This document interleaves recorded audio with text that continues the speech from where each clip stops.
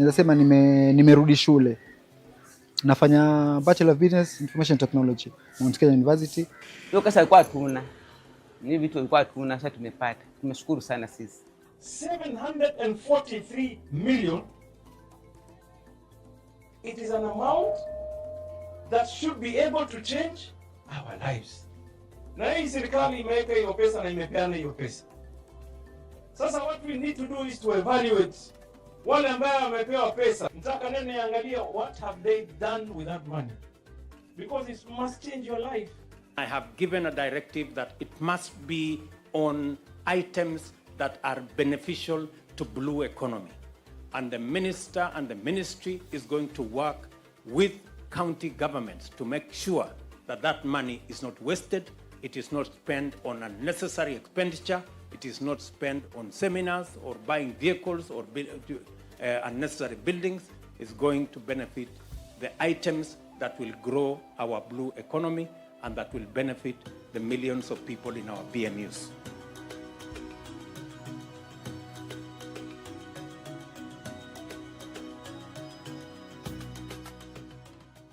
Historia ya kuanzisha huu mradi wa kuku, unajua mimi nimelelewa na babangu kwa mvuvi, na katika maisha yote hata tukiwa shule ulikuwa mpaka uone baba ametoka na nini baharini ndio ujue hiki itaenda vipi. So bahari na changamoto ambako kuna muda ufika ikawa kuna upepo kusi ile. Sasa ikifika ile wa baharini hakuna kitu. So kuna 2018 tuliona jamaa wa kufuga kuku hawa, tukafikiria tukasema hata tujaribu kulingana na muda ile. So nilikuwa kwa na mwenzangu, tulikuwa wawili. Kuna bro nyumba yake alibadilisha mabati, so ile mabati yalivyoangushwa pale tukamwambia asiauze, ndio tukachukua tukajenga banda letu la kwanza. Ile side ya kule kuna ile banda ile ambayo tunasema na hold lot 3. So tulijenga ikani banda ya hold kukumia. Muda ya kwanza 2018 mpaka kama 2020 2021 hivyo tulikuwa ni hapo kukumia 200. Tulipofika 300 maana ilikuwa tuwasave tukiongeza hapo. Tulifika 300 tukajaribu kuruma, ilikuwa ikifika time ya kusafisha banda saa nyingine tuachukua marafiki zetu wengine tuwaingiza pale. So tulivyoona kama kukumia alikuwa tufanya watu wawili, kuku 150 tukafika kuku 200, ilikuwa kuku 350, tukaamua tukaongeza watu watatu. Katika wale ilikuwa tukitusaidia pale, maana ilikuwa tukichinja kama hivi waja. Sasa ilikuwa tusaidiana nao pale, alafu wape kitu kidogo. Tukaonelea kwa nini tusiweke hapa tuingie full mpaka toka tusaidiana kazi zote. So tukaeka pale. I think ni 2021 tulisikia hiyo, ndio tukaanza kusikia hii ya Kensfield kwamba watu hizo grant nini. So tulijaribu hivyo, alafu ndo tuseme kama bahati nzuri tulipigwa simu tukaambiwa ile ni yetu imekubaliwa kule. Tulikuwa tumeapply kuku 4000 katika ile pale.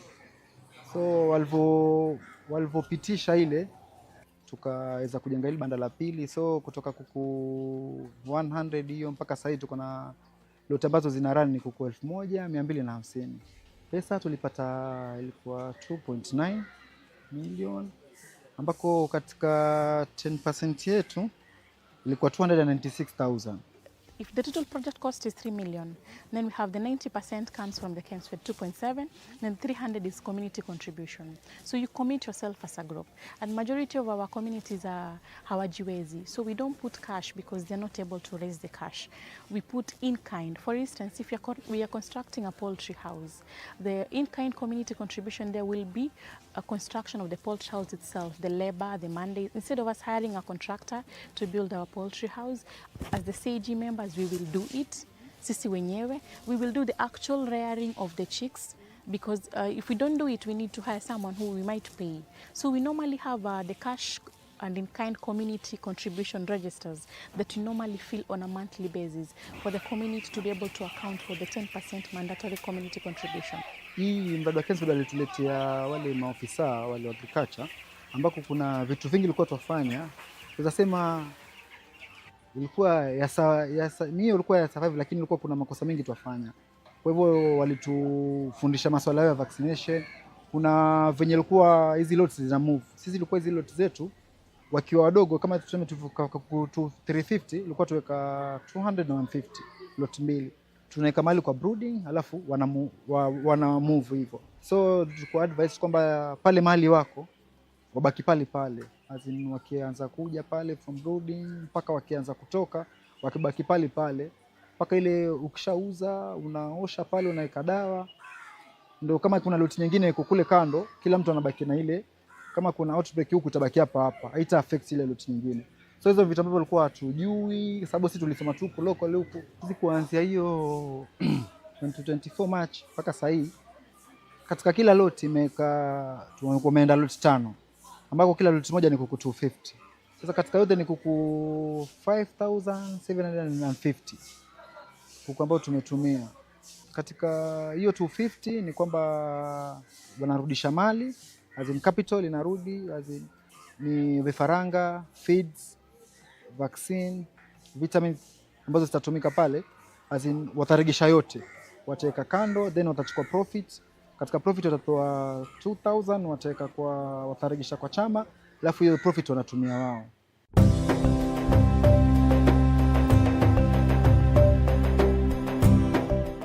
Kuanza kikundi chetu Palani Support Group 2014 ndio tupata certificate ya serikali, sababu kwa tuna save tu, kwa tunahudumia watu ambao kwa vile ni mtaani, watu ambao watu maskini. Sasa mambo kujua ni USAID kitambo miaka hiyo tukianza hiki kikundi.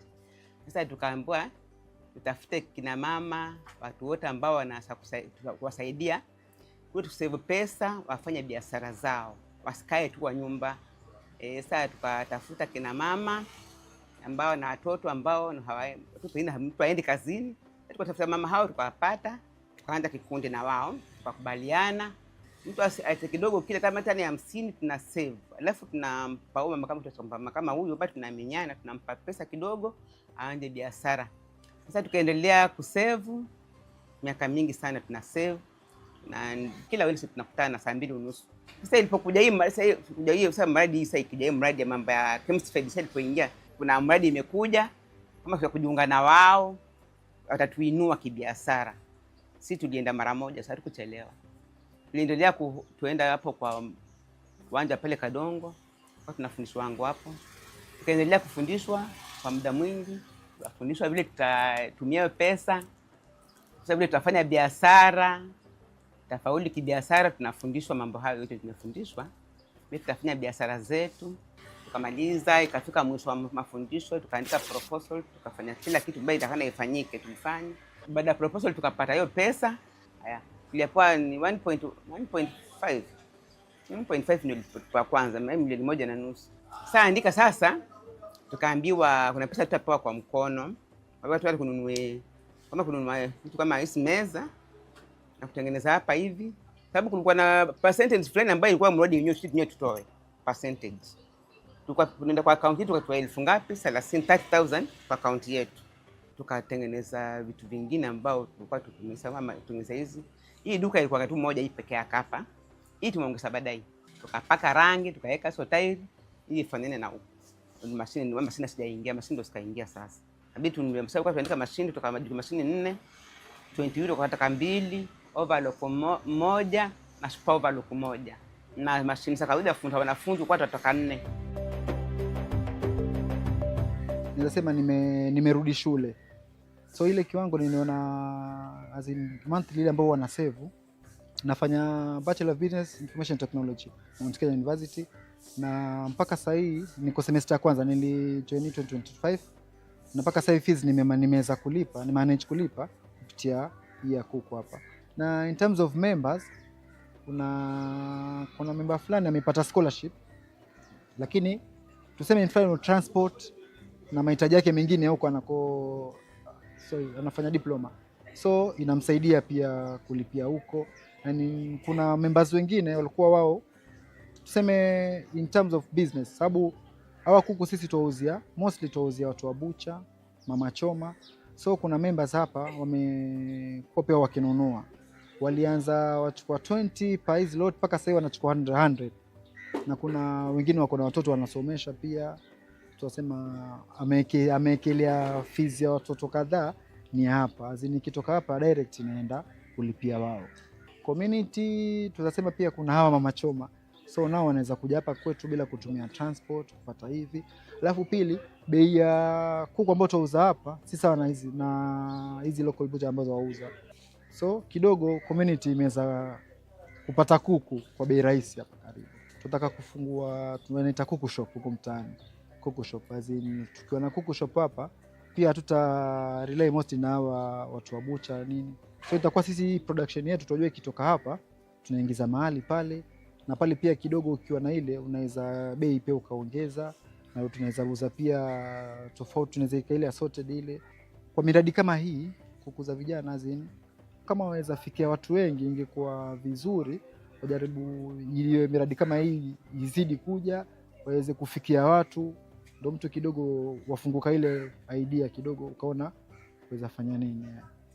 Maisha yamebadilika sababu sasa kitu cha kwanza kama hapo kwanza kitambo kwa ukipata nguo, kama ukipata nguo ya kushona, utashona nguo polepole sababu watumia manual ya kukanyaga hizi, sasa enda polepole. Sasa ikipata nguo kama mtu kama nimepima nguo kama ingo sasa hivi niko hivi, nikapata hiyo nguo ni doni aje achukue nguo yake. Sasa ndio sababu nasa kushona nguo haraka. Alafu kuna machine watu tuna ile pigo supervisor kutile finishing ya nguo chini. Sasa hii nashukuru machine niko nayo hapa. Overlock nilikuwa na mashukuru kwangu manual ambao ilikuwa inaenda polepole pia. Kwa sababu kupokea nguo kutoka nje nyingi. Sasa ninapokea nguo kutoka nje nyingi, maana wanauma wanataka kama safari na washonea hapa. Sasa nimepata faida. Nashona tu overlock, nashona tu overlock na nashona nguo haraka angalau napata faida. Nilikuwa kitambo sina, hata nilikuwa sitaki kufanya overlock sababu overlock kuingia yachelewesha. Yaani tukifanya kazi au tuna pesa kama nusu ukisha tunaangalia pesa ngapi tumepata. Tunasema kwa napeleka kwa account. Na tunataka kidogo sababu kwa account zote tunachukua pesa kama tunaangalia vitu ambavyo vimeisha. Nikipata pesa siko kwa account zote naenda kununua vitu ambavyo haviko. Ili angalau mtu akija, hata mtu ataka kununua kitu akashone kwake, mafundi wengine wasikose. Kwa mwaka tunapatia kwa mwaka tupatia hata Disemba tunapatia Disemba members. Tunapatia Disemba. Kila mwezi ukifika unapatia watu pesa. Sisi tusielewane. Kwa mwaka tuna save, kwa mwaka tunaweka kwa account. Kwa mwaka ikifika ndio tutoe, tupatie kidogo. So tupatie yote pesa itaanguka. Hiyo kasa ilikuwa tuna ni vitu vilikuwa tuna, sasa tumepata. Tumeshukuru sana sisi. Hatukujua tutapata. Na sasa watu wengi wamepata, tumepata watu wachache sana. Wengi hawakupata. Sisi tumepata. Tunashukuru. Tunashukuru sana. Sababu tumepata, sababu hatuko nani atakupatia mashine za malaki? Hakuna. Tena mambo mengi yashakuja tuka apply tukafanya nini na tujai kupata. Lakini sasa tumepata, tunashukuru sana. Tunashukuru sana. Hiyo mradi ulikuwa mpangilio mzuri sana. This is a sector that is supposed to give us 120 billion shillings every year. But we are not even getting 10 billion. So there is a lot of work for us to do and we need to work together.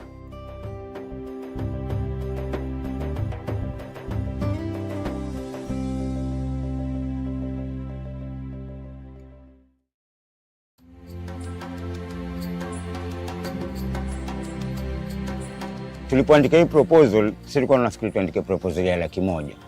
Lakini tukaambiwa sasa nyinyi mnafanya mambo environment. Tunaambiwa mambo ya 2,000,000, nikafikiri tutapewa 2,000,000 kweli sisi. Sikuwa naamini. Tutawapatia shilingi 320,000 kwa hawa BMUs for matters alternative livelihood. Kwa sababu tuko na mpango maalum. Mimi nimesema tutakuwa na wizara ya blue economy. Sio kwa guesswork, sio kwa kubahatisha, sio kwa karata, ni kwa mpango. Kwa sababu nataka tufungue ile opportunity na ile potential iko katika blue economy ambayo imekwama kwa siku nyingi na imekwama kwa sababu ya kukosekana mpango maalum.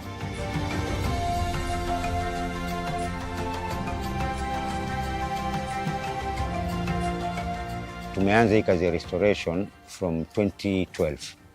Ndio tulianza kazi ya restoration. Hapo nyuma tulikuwa tunafanya uvuvi. Baba zetu walikuwa wanafanya uvuvi. Lakini baada ya mikoko kuharibika na kudistractiwa, ilibidi samaki wakawa wanakimbia, tukawa hatuna alternative. Wengi wetu tukakimbia huku kwetu tukaenda mijini kutafuta shughuli, lakini baada ya muda kuona pia mijini nako kumekauka, tulirudi nyumbani. Na ndio maana mimi kama mwenyekiti ama mwanzilishi wa Bidii Creek Conservancy nilishirikiana na wenzangu nikamwambia ina haja tukae chini kama kikundi to form organization ambapo tutaweza kufanya restoration ya hii mikoko, ila mradi tuweze kupata samaki. Kitambo kamba wote walikuwa kisupply wa Mombasa County walikuwa wanatoka area yetu, na ikafika wakati kawa hakuna tena kamba. Kisa na maana ni mikoko imeharibika. So tulikaa nikaona nina haja, kuna mwito uliniita, nikaona kuna haja sisi kama wenyeji msitu tuweze kuhifadhi, kuulinda na kuutunza. Ilikuwa si kazi rahisi, ilikuwa kazi ngumu. Kwanza nilianza na changamoto ya kulinda wakataji, manake watu walikuwa kikata kuni, wengine wanachoma makaa, wengine wanakata ya kujengea, wengine anakata tu kwa sababu yani anataka afanye biashara. So ikawa ni kazi ngumu. Kenya Forest ilikuwa ni jukumu lao, lakini hapa tulipo ni kambi ya Kenya Forest. Lakini wao pia wakati walikuwa wanapeana leseni ya watu binafsi kukata miti. So ilichangia pale pakubwa sana. Kingine kilichangia hii mikoko kuathirika ni natural cause. Kulitokea El Nino miaka 97, 98 ambapo iliharibu kiwango kikubwa sana ya miti yetu. Lakini tukashukuru Mungu, tulipoanza kukaa nilipata vijana wawili. Tulipoanza nao kaambia tuanzeni polepole kuanza kutembelea hii mikoko. Gradually tukaongezeka tukawa watu 10, na ndio tukasema hapo sasa to register kama organization. In that time tuliregister kama youth group. Tukawa sana tunadeal na waste management na protection ya mangrove. So by 2012 tulikuwa tusha register kama organization na tukaanza hiyo kulinda. Moving along the way tukaona sasa watu wameanza kusikiza mwito wetu polepole. Tukaita jamii, tukaitia kupitia machifu, wazee wa mitaa, tukahamasishana. Ikawa ni kazi ngumu, watu wakawa wanatuambia tunafanya kazi ya bure, tunajichokesha, msitu ni wa serikali. Lakini tukamwambia ndio msitu ni wa serikali, sisi ndio tuko karibu na msitu. Na huu msitu ukiathirika, sisi tunaathirika zaidi. Along the way tukaona sasa msitu ndio tukishaulinda tumeupanda, ni nini tunaweza fanya ya kutukimu kimaisha. Kando na uvuvi tulikuwa tunafanya uvuvi. Tukawa hatuna vifaa, hatuna mitambo ya kutega, pengine tunafanya uvuvi wa local. So kaja ndugu yangu mmoja akaniambia kuna pale alitembea akaona kuna watu wanafanya beekeeping.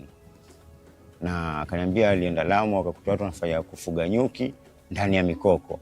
Na akanisifia sana. Akaniambia hata mikoko ya kwenye asali ya mikoko ya nyuki ni asali nzuri zaidi na ndio inapendwa duniani. So alinipa motisha kubwa sana. Nikaambia wenzangu sawa, katika ile contribution yetu tunafanya, tutafuteni hata kama ni mizinga miwili tuweze kuweka huko msituni. Tuone itatusaidia nini. By that time tulichanga katika contribution yetu tukapata mizinga 5. Mungu akatujalia tukapata mizinga 5, tukaanza nayo. Ilikuwa hatuna elimu pia ya kufuga hao nyuki. Yule ndugu yangu akaniambia tutakutafutia mwalimu kutoka Wizara ya Agriculture na Livestock, atawapatia basic. Tukapewa basic, ndio nikaanza kujua sasa kuhusu kufuga nyuki. Baada ya muda tukasikia kuna hii Wizara ya Blue Economy imekuja inatoa ufadhili kwa vikundi. Tukafuatilizia through Kenya Fisheries, tukaambiwa mradi umeletwa kwa county, unasimamiwa na county through World Bank. Tukakaa chini kama kikundi tukasema tunaweza fanya vipi tusaidike. Tukaandika proposal, tukapeleka kwa county, wakatuambia hii itaenda kwa Blue Economy. Tukasema hii beekeeping kwa sababu tumeanza na mizinga 5 na tumeona kidogo tunapata. Tukiweza kupata ufadhili tupate hii mizinga kwa wingi, itatusaidia kando na kuvuna asali, pia itatusaidia kwa kulinda ile mikoko. Sababu mtu akienda kukata mti pale kuna nyuki, wale nyuki wanakasirika. So tukaona itatusaidia two purposes. Before implementation of the sub-projects at a community level, the Kemsford project provides training to the community groups who are successful for funding. Some of the trainings that have been conducted and are mandatory before implementation include group leadership and dynamics, community procurement and financial management, and targeted value chain trainings. Tunaenda training nyingi, lakini muda si kuwa tumeenda tukifuatana. Yani tunaenda tunakaa alafu tunaenda tena training, tunarudi mpaka mradi ukaja ukaapproviwa, tukatumana tena hizo dokumenti zetu, yani budget. Sasa pesa tumepata 2.046 million na content contribution ni 247,000. 10% yetu ni in kind. Tulijitolea ku restore msitu na pesa nyingine ni zile za kufanya kazi.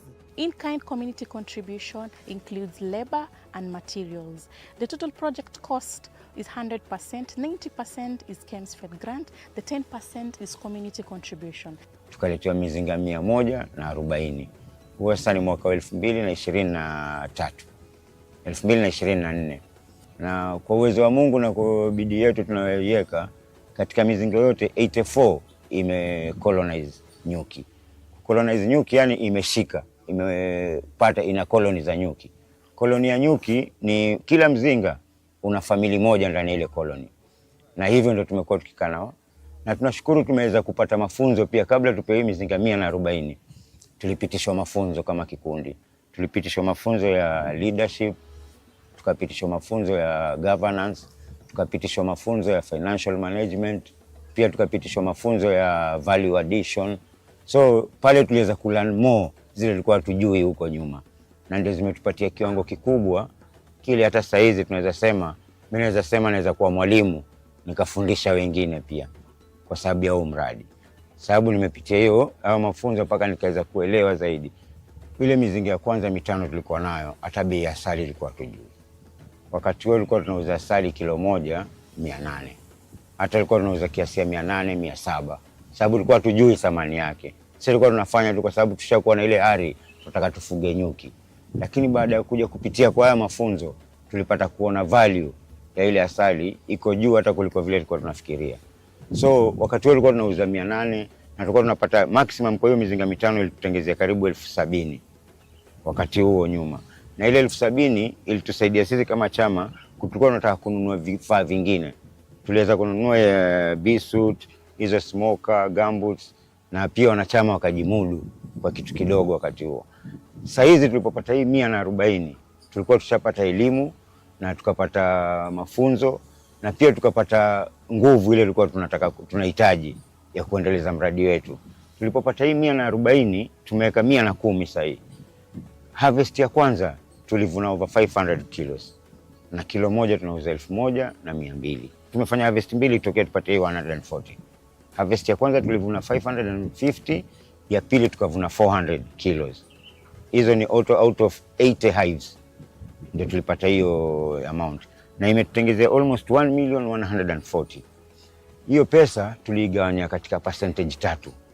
50% ilikuwa itaenda kwa members. 30% inarudi kwa organization ya maintenance na servicing ya hiyo mizinga. 20% ni contribution. Zile tulikuwa tunasema savings zetu. Hiyo ni savings ya some other projects tukitaka kufanya. Katika hii 50% tulikuwa tunasema tutagawanya kwa members. At least kila member alikuwa tumempatia challenge tufanye biashara. Kama mimi nashukuru niliweza kupata pikipiki, hata kuna vijana wanafanya pikipiki za kama 2 saizi kwa barabarani. Kuna wenzangu wameweza kufanya mradi wa kutengeneza shampoo, sabuni na wanauza. Kuna mama mmoja anauza samaki, kamba kama makaranga vile. Na bado anaendelea na biashara yake. Kuna wengine pia nyumba yake ilikuwa imeanza kuanguka, alirekebisha na sasa hiyo uko vizuri, hata ameweka mpaka stima.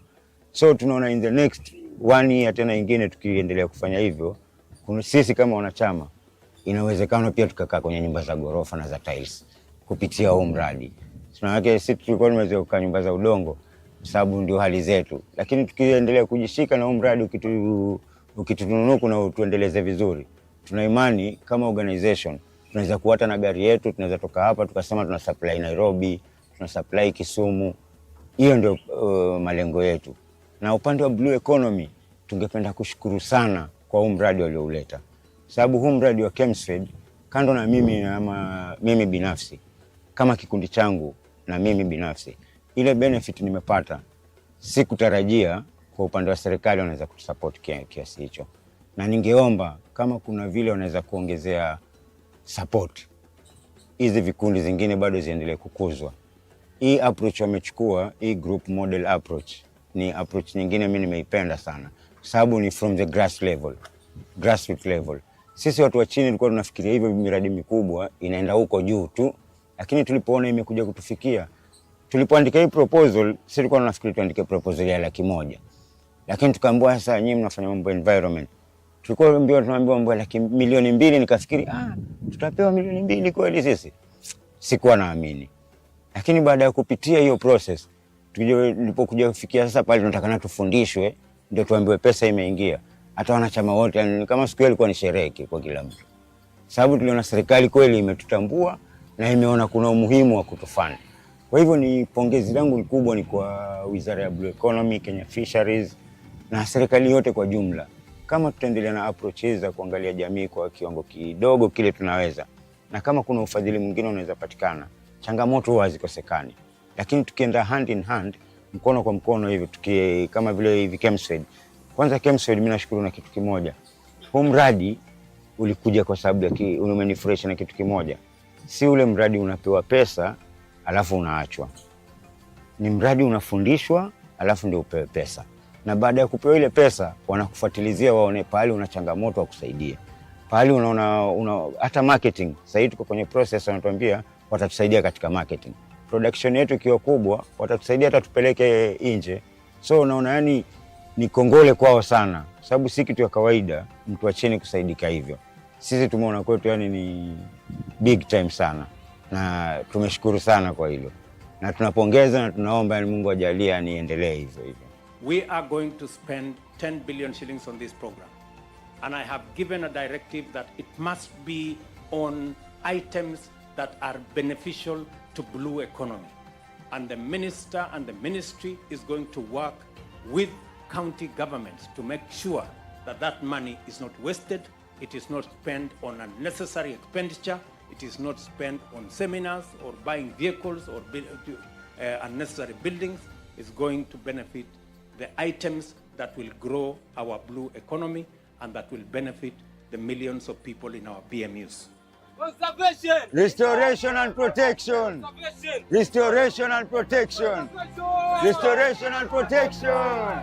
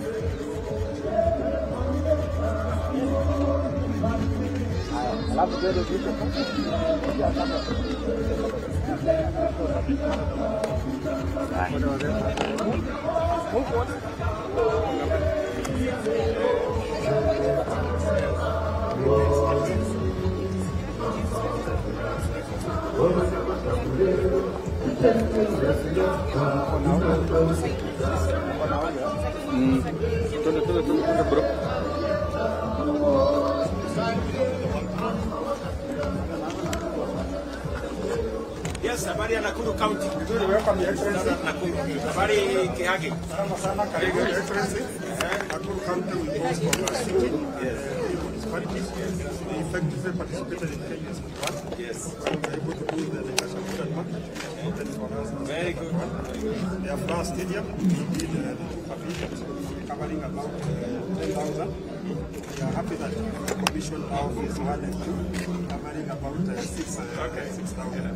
We've done the resource center is there. We've also done infrastructure to make our city just inclusive and resilient. You've been assistant in affordable housing. That's Bahati. That's Bahati. So Bahati is ready. Bahati is ready. Kidogo tu alafu Bagwan is ready. Bagwan is ready. Quite a number of others are just about to begin. Very good. Yes. We also do the government a little bit about the marketing programs. Very good. Programs. Yes. Including the metropolitan market, just about to begin. Very good. So we are very, very happy. The one in town. Yes, the one in town. Very good. Our stadiums, including on the road, we are doing very well. And we really thank you for the love.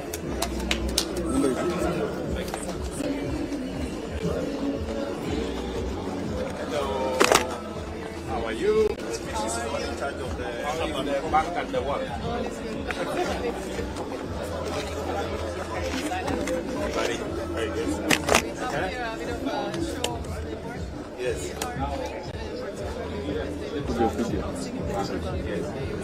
A number of guidelines that are developed for municipalities that we're going to be doing Nakuru spatial data infrastructure. Yes, so very interesting work. Also some work that we'll be doing on the KISIP with the youth to work on digital public works for them to collect data in the informal settlements to inform the project. It's a very successful initiative the PS is leading. So we are very happy to be supporting. Thank you very much.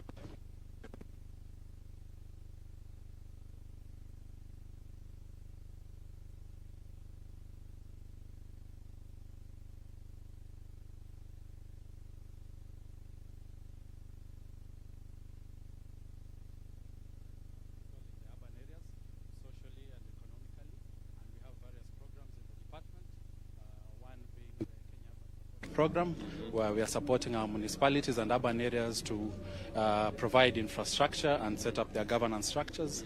And this is also the home of your legacy markets project, whereby we're implementing. Oh, yeah. Yes. Yes. The ESPs, modern markets. Yes, sir. That.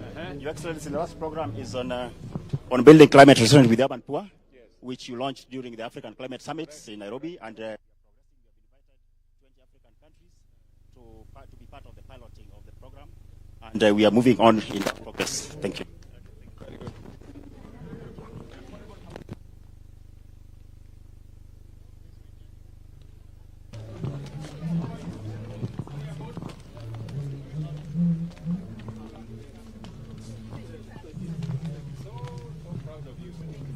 Thank you, sir. Thank you very much. Thank you very much. Thank you very much. Okay.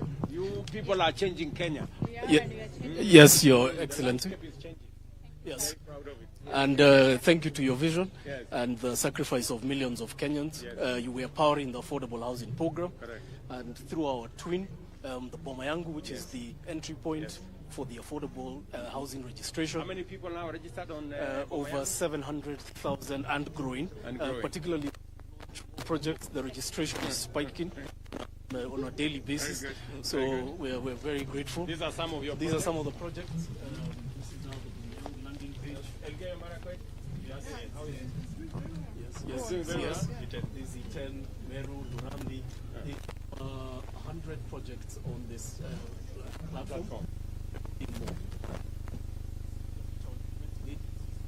It's actually also so fast. So we're also very proud to be partnering with Bahati state phase 2 or phase 1? Phase 1. This is phase 1, 220 units. The one that's ready is... Yes. No, the Bonded is the one that is ready. Bahati is...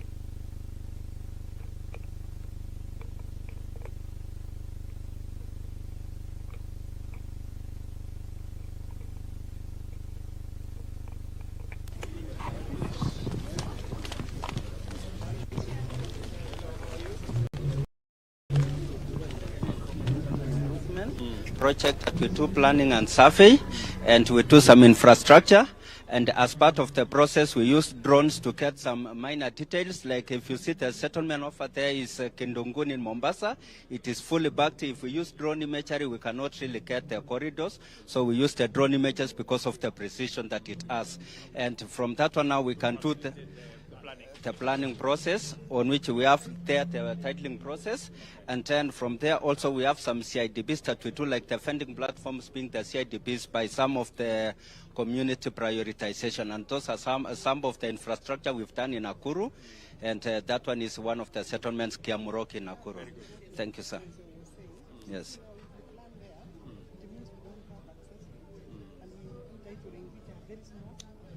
Then you end up with formalizing. Thank you, sir.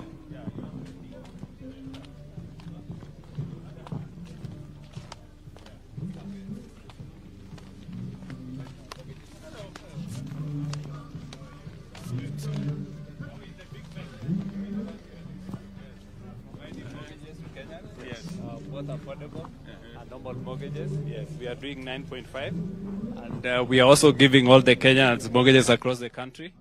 We provide 9.5 for a mortgage for affordable housing. We are also giving loans to developers who are putting houses to build. We partnered with the Affordable Housing Board to give mortgages and to do TPS at 3%, 6%, like that. This KCB. To finalize on that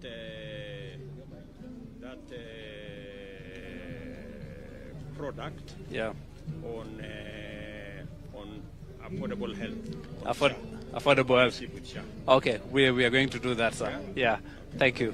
Thank you so much. Affordable housing, very good. Thank you. Oh, yeah.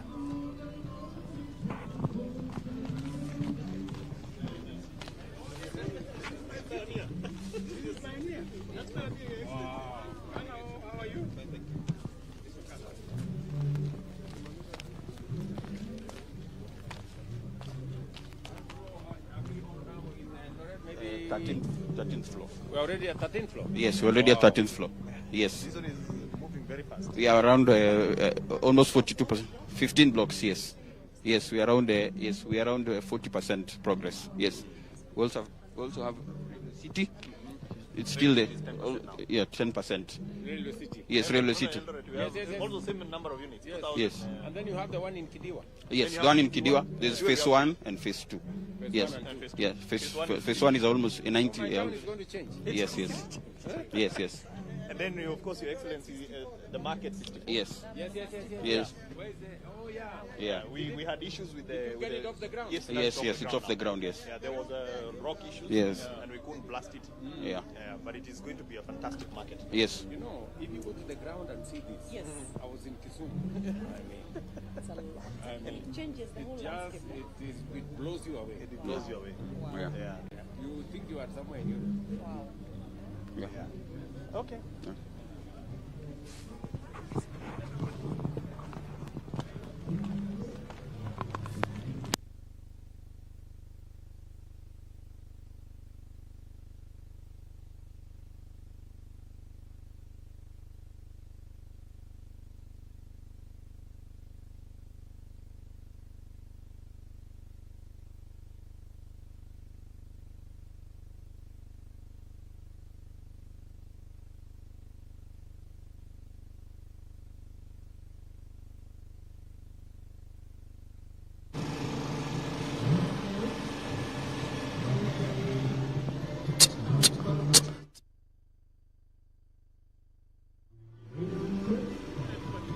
Check.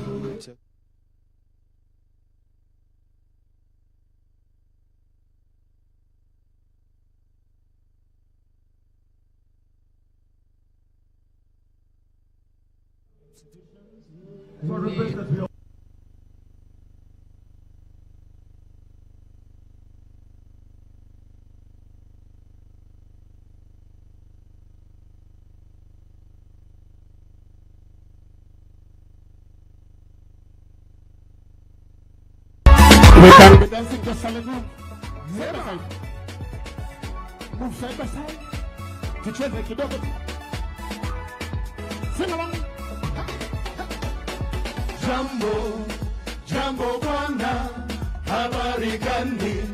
Nzuri sana. Tupigie rais makofi. Karibu sana mheshimiwa rais. Tukaribishwa Kenya yetu, hakuna matata. Sing along if you can. Jambo, jambo bwana, habari gani? Nzuri sana. Wageni wakaribishwa Kenya yetu, hakuna matata. Welcome, Your Excellency. With your permission, we'll start with a word of prayer. And allow me to now invite Jamal Mohammed and Ann Mogo to lead us in a word of prayer. Jamal?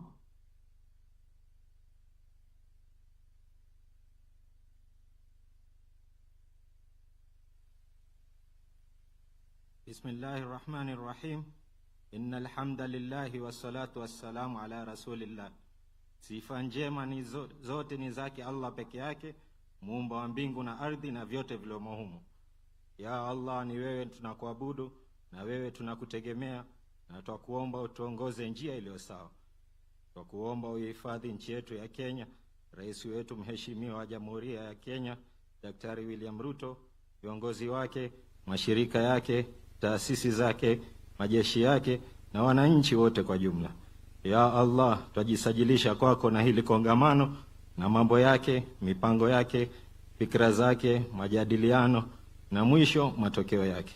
Twakuomba ujalie mkusanyiko huu uwe wa amani na huruma. Twakuomba Allah, kama vile ulivyotuamrisha, ututakabalie kama vile ulivyotuahidi, kwani wewe Allah ni mwenye ahadi. Rabbana atina fid dunya hasana wa fil akhirati hasana wa qina adhaban nar. Wa sallallahu ala Muhammadin wa ala alihi wa sallam. Amin. Amen.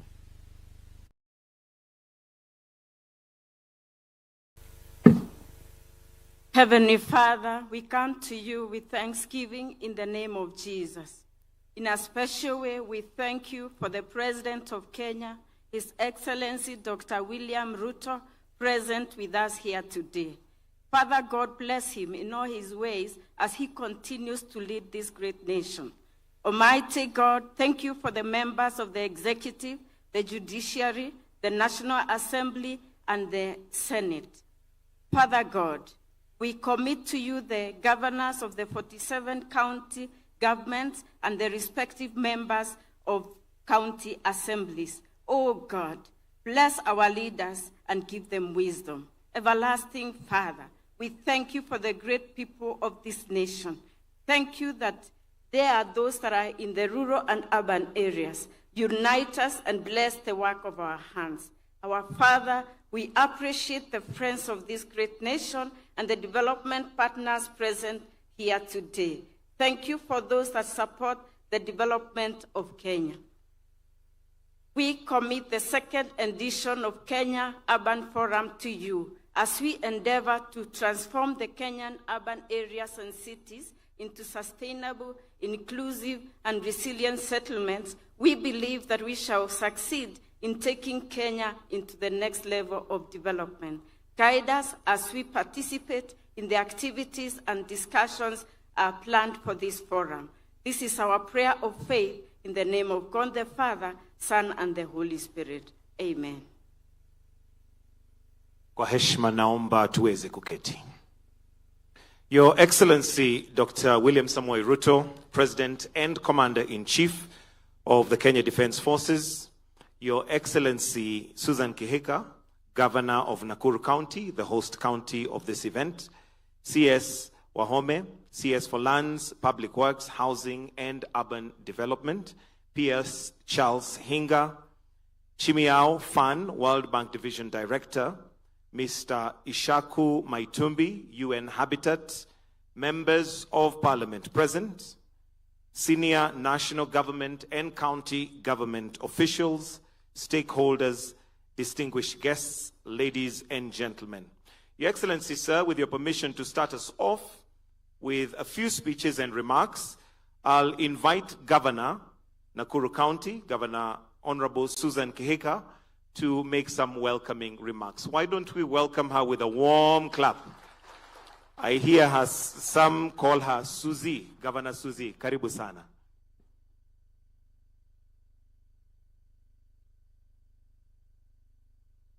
Asante, thank you very much. And let me begin by just welcoming everybody to Nakuru County. Your Excellency, Dr. William Samoei Ruto, the President of the Republic of Kenya and Commander-in-Chief of the Defense Forces, Honorable Alice Wahome, the Cabinet Secretary, Ministry of Lands, Public Works, Housing and Urban Development, Mr. Fan, the Division Director, Kenya, Rwanda, Somalia, and Uganda, Eastern and Southern Africa, World Bank. I know we also have the UN Habitat, any colleague governors present, Cabinet Secretaries, Principal Secretaries, including Principal Secretary Hinga, State Department of Housing, Development Partners present, all the invited guests, Your Excellencies, distinguished ladies and gentlemen, good morning.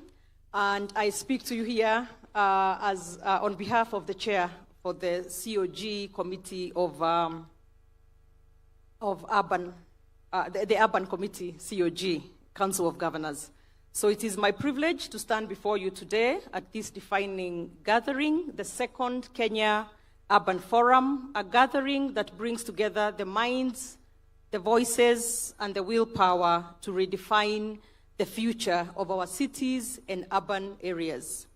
This is not just another event, this is a national moment, a space where policy meets purpose and ambition aligns with action. A moment to pause and ask, what kind of cities are we building? And what kind of country will they give rise to? This forum is our opportunity to reimagine Kenya's urban areas, not merely as settlements on a map, but as the heartbeat of our democracy, the backbone of our economy, and the soul of our shared future. Your Excellency, the global story of the 21st century is being written in our cities. And in Kenya, that story is unfolding with urgency. Our urban areas are growing faster than at any point in our history. They are magnets for our youth, for business, and for hope. Our towns and cities are alive with energy, but this energy must be harnessed with intention. Urbanization is not an accident. It is a choice to either drift or redesign, or to design, to either inherit challenges or engineer solutions. Today, we choose to design. We choose to lead. We choose to build, not just structures, but systems, not just skylines, but social contracts. Today, we choose to drive. We choose to lead, and we choose to build. Your Excellency, at the heart of any transformative urban agenda lies one fundamental truth. Cities do not succeed by accident. They succeed by design. Urban planning must be anchored in vision, integrated across sectors, and localized in implementation. We must institutionalize long-term spatial planning that is digitally enabled, environmentally responsible, and participatory at every level. Urban governance must likewise evolve from fragmented mandates to unified leadership, from sectoral silos to whole-of-government coordination, from extractive systems to citizen-centered governance. This is not a technical exercise. It is about reclaiming the future of our cities as inclusive, accountable, and purpose-driven institutions of transformation. Your Excellency, infrastructure is the skeleton of the urban body, but service delivery is its soul. We must invest not only in more infrastructure, but in infrastructure that works for the majority. Roads that connect opportunity, water systems that do not fail, public transport that dignifies, markets that are accessible, vibrant, and well-serviced, housing that is affordable, safe, and integrated into the urban fabric, not isolated from it, and smart technologies that serve the people, improve efficiency, and enhance everyday life. Let us radically reimagine how services are financed, managed, and scaled.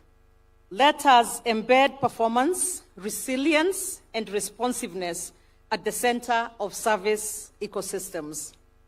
Kenya's devolution framework offers the perfect vehicle.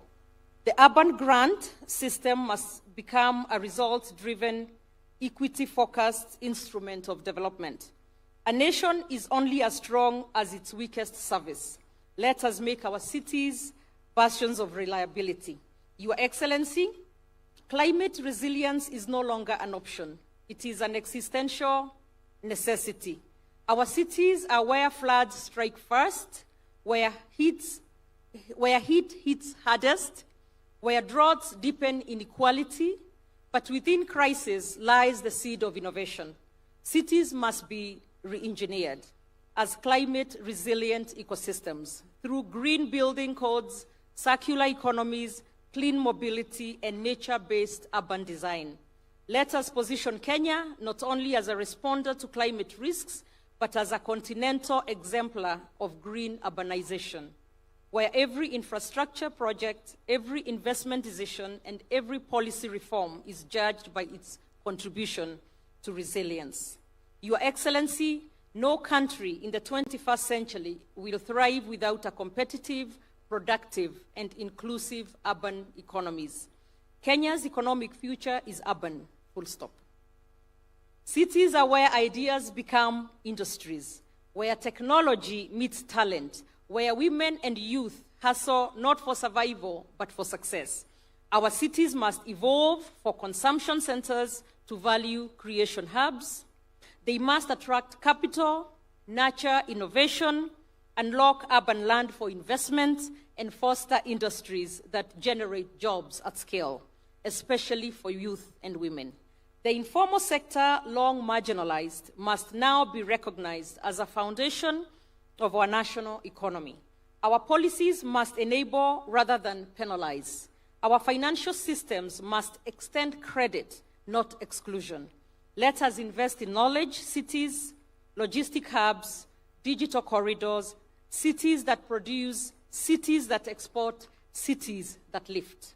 Your Excellency, we must also face an urban frontier displacement. Whether driven by climate, conflict, or economic distress, cities are increasingly becoming sanctuaries for the displaced. And yet, far too often, urban systems respond with neglect or hostility. We must commit to urban inclusion as a pillar of national cohesion. This means expanding access to housing, education, healthcare, and livelihoods for all residents, regardless of status. It means upgrading informal settlements with a sense of permanence and dignity. It means turning cities into platforms of integration, not zones of further exclusion. A city that welcomes the vulnerable is a city that strengthens the nation. Your Excellency, in conclusion, the cities we build today will determine the country that we inherit tomorrow. Urbanization is not a sector, it is the stage on which every national ambition will either rise or fall. We must treat urban development as a sovereign priority, on par with security, education, and health. We must build coalitions that bridge the public, private, civic, and community sectors. And above all, Your Excellency, we must lead with courage, as you often do. The courage to plan beyond political cycles, to act beyond institutional mandates, and to dream beyond the limits of the present. Kenya's urban future is not ahead of us, it is upon us. The time to unlock it is now. Let this forum not end in declarations, let it begin the decade of delivery. Thank you. God bless our cities and God bless Kenya. Thank you.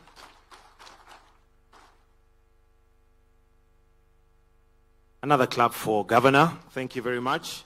Kenya's urban future is not ahead, it is here with us. Thank you very much. Your Excellency, sir. Next, we will have some remarks from Anna Claudia Roseback, who is a director, UN Habitat, via video. If we can have her remarks, please.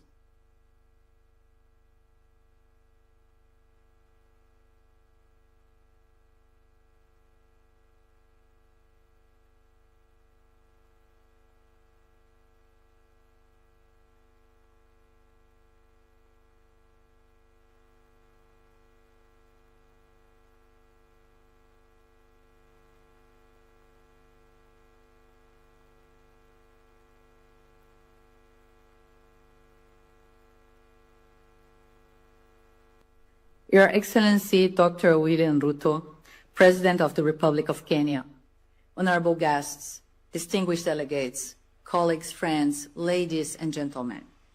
A very good morning, afternoon, evening to all of you. Habari zenu. Special thanks, Honorable Susan Kika, Governor of Nakuru, for hosting this event and for the remarks.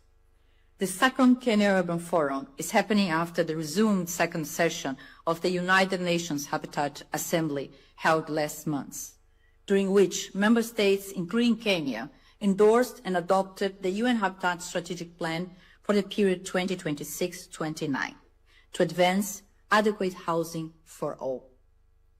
Amidst the growing global housing crisis affecting all regions of the world, the UN Habitat Strategic Plan places adequate housing, land, basic services, and the transformation of slums and informal settlements at the heart of global efforts to build inclusive, climate resilient, and sustainable cities.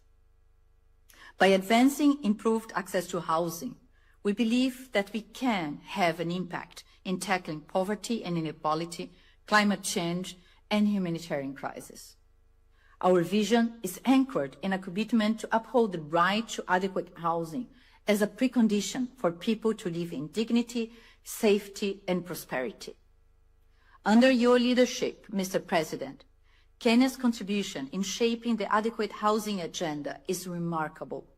From sponsoring Resolution 2/7, Adequate Housing for All, at the second United Nations Habitat Assembly, to co-chairing the open-ended Intergovernmental Expert Working Group on Adequate Housing for All, the leadership role of Kenya in placing housing as the foundation of development is highly visible. Member states are indeed learning from Kenya's example, as shown by a recent visit by the open-ended Intergovernmental Expert Working Group on Adequate Housing for All to Nairobi's Nakuru Affordable Housing Project. Under my leadership as Executive Director, UN Habitat assures Kenya of its commitment to supporting implementation of the Affordable Housing Program aligned with the New Urban Agenda and the 2030 Agenda for Sustainable Development. The UN Habitat Country Program document for Kenya, launched in June 2023 at the same venue during the inaugural Kenya Urban Forum, continues to guide how UN Habitat works in the country, including our support to counties, cities, municipalities, and towns. Appreciating the evolution as a significant tool for localization of the Sustainable Development Goals, particularly Goal 11. Together with multilateral partners and the government of Kenya, UN Habitat is strengthening program impact on the ground, building strong socio-economic inclusion and urban resilience, through projects such as Go Blue, leveraging the blue economy capacity of 6 coastal counties, and through designing and implementing a social and community-led incremental green housing in Nairobi and Kisumu. With the World Bank, we work with the counties of Garissa and Turkana to transition from acute humanitarian crisis response to sustainable urban solutions. We are also unlocking sustainable growth, through bankable and comprehensive climate-resilient water-related infrastructure project proposals for the city of Nakuru, to drive solutions that protect our water ecosystems and address urgent water and climate adaptation needs. We are working hard with partners on scaling up these interventions to impact other countries for a greater contribution to Kenya's Vision 2030. As I conclude, Mr. President, the future is indeed urban. Approximately 68% of the global population is now living in urban areas, while in Kenya, approximately 50% of the population will live in urban areas by 2030. Yet, the World Cities Report from 2024 by UN Habitat informs us that urban areas receive less than 20% of the finances required for effective local action. I urge the delegates attending the second Kenya Urban Forum to think through the most suitable financing models for urban areas. Allow me also to take this opportunity to invite a strong representation of Kenya at the 13th session of the World Urban Forum in Baku, Azerbaijan. This will happen in May 2026. Appreciating that the journey of WOOF started in Kenya, where the first session was held in 2002 in Nairobi. WOOF 13 in Baku will have as its theme housing the world, safe and resilient cities and communities, offering yet another unique platform to jointly advance commitments to adequate housing for all. I must also acknowledge the strong support we receive from the Cabinet Secretary, Honorable Alice Wahom, and the Kenya Permanent Representative to UN Habitat, Ambassador Grace Okara, my sisters. We are deeply grateful. I thank you, Mr. President, once again, for the commitment to triple Kenya's statutory contribution to UN Habitat. Thank you. Asante.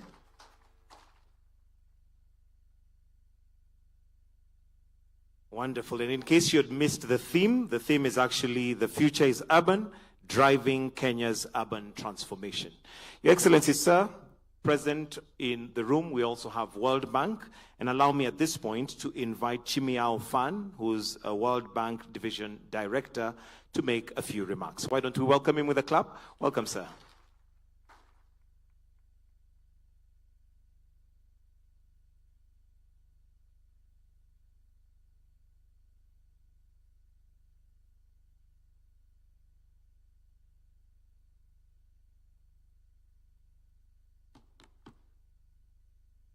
Thank you. Your Excellency, President Ruto, Honorable Cabinet Secretaries, Governors, Principal Secretaries, other senior government representatives, distinguished guests, ladies and gentlemen, Jumbo. It is an honor, indeed a privilege, to participate in the second Kenya Urban Forum and to represent the World Bank Group at this important event. This forum brings together key stakeholders to discuss crucial issues related to the rapid urbanization and how we can collectively advance the urban development agenda in Kenya. As you all know well, more than half of the world's population currently lives in cities, and this figure is expected to rise to nearly 70% by 2050. In Kenya, our urban population is growing at an estimated rate of 4.3% annually, one of the fastest globally. And Kenya's urban population is projected to reach 50% very soon, by 2050 at the latest. This very rapid urbanization clearly presents significant challenges in terms of access to jobs, housing, infrastructure, and urban service delivery. It has, in many cases, led to congestions, air pollution, environmental degradation, infrastructure bottlenecks, large informal settlements, and slums. Your Excellency, ladies and gentlemen, These challenges notwithstanding, if managed well, we at the World Bank Group also see this rapid urbanization as an important opportunity for development. Well-managed urbanization leads to the agglomeration of industries and population in cities, driving economic growth through specialized services, technological spillovers, and diversification. When properly managed, sustainable urbanization can be a powerful engine of national economic growth, creating jobs and enhancing living standards. As such, the World Bank Group is very committed to investing in resilient, low-carbon infrastructure and services, safe, adequate, and affordable housing, and an area I know Your Excellency and Mr. President is really dear to your heart, and vibrant local economies and strong and responsive local governments in urban centers. We are very pleased that our mission aligns with Kenya's goal of managing urban growth sustainably to mitigate and reduce inequalities and some of the challenges I talked about earlier. And our shared vision has resulted in a very strong partnership, and Your Excellency, we're very proud to have that partnership with Kenya for the urban transformation, which spans technical assistance, policy dialogue, and financing through initiatives such as the Kenya Urban Support Program and the Kenya Informal Settlements Improvement Program. These, of course, are your programs, Mr. President. And we are already seeing that these programs are having positive transformational effects, transforming lives and livelihoods of Kenyans across the country. While this transformation is undoubtedly a step in the right direction, it requires much more than just the financing. Achieving sustainable urban transformation demands a comprehensive and inclusive approach and includes data-driven urban planning, an issue, Your Excellency, we discussed earlier, effective governance, strategic policy making and coordination, significant financing and fiscal transfer mechanisms, but also bold investments in clean, inclusive, and climate-smart cities, and most importantly, effective implementation and execution.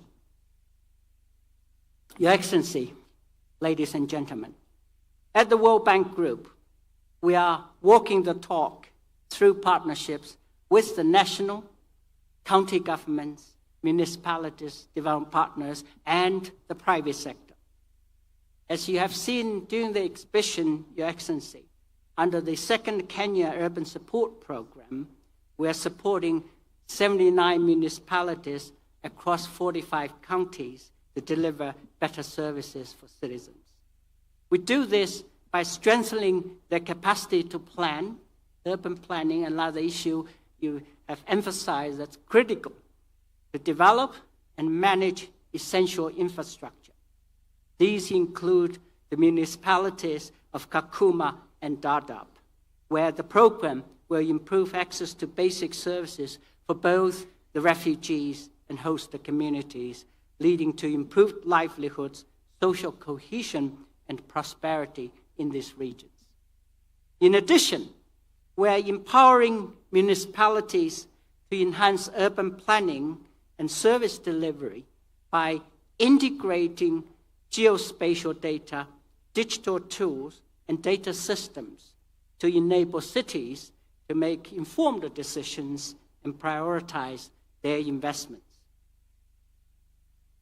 In addition to our financing, we are also providing knowledge support and capacity development.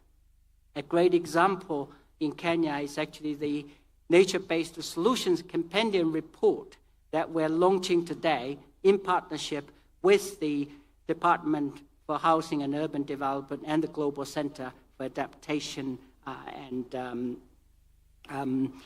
the Global Center for Urban Climate Resilience.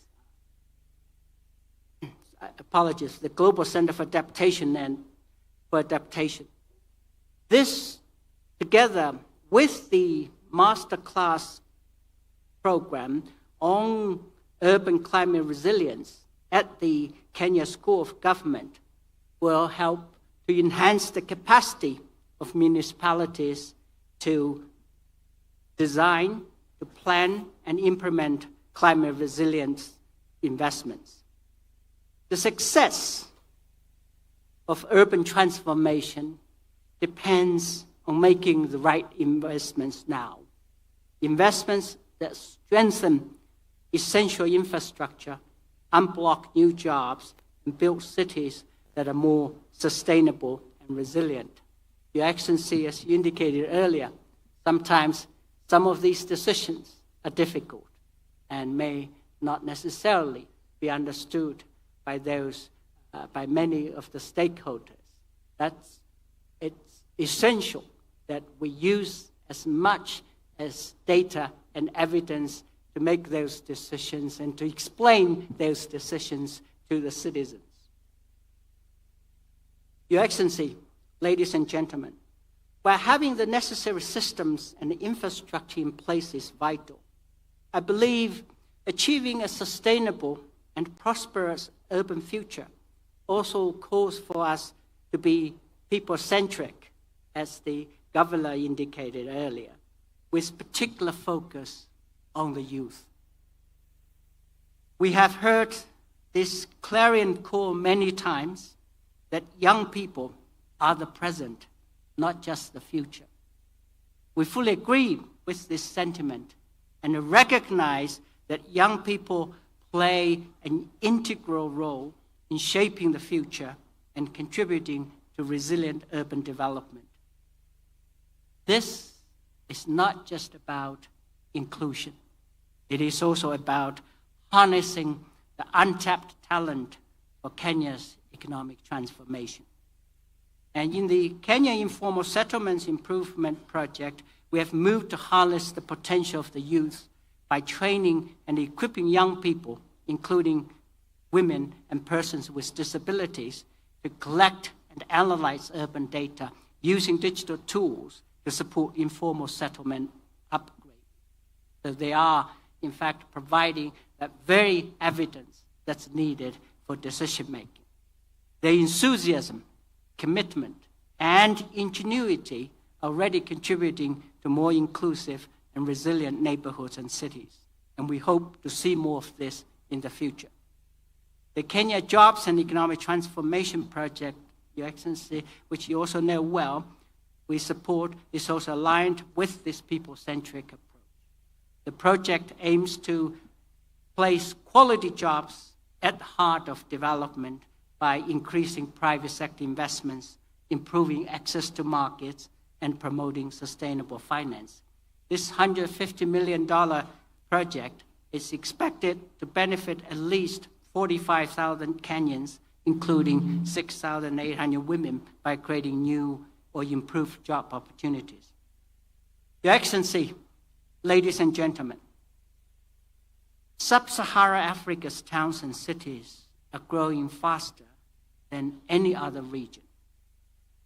Every new street, house, and water pipe is a chance to embed resilience, low carbon efficiency years to come. Climate action in Sub-Saharan Africa, particularly in Kenya, is not a luxury or a slogan.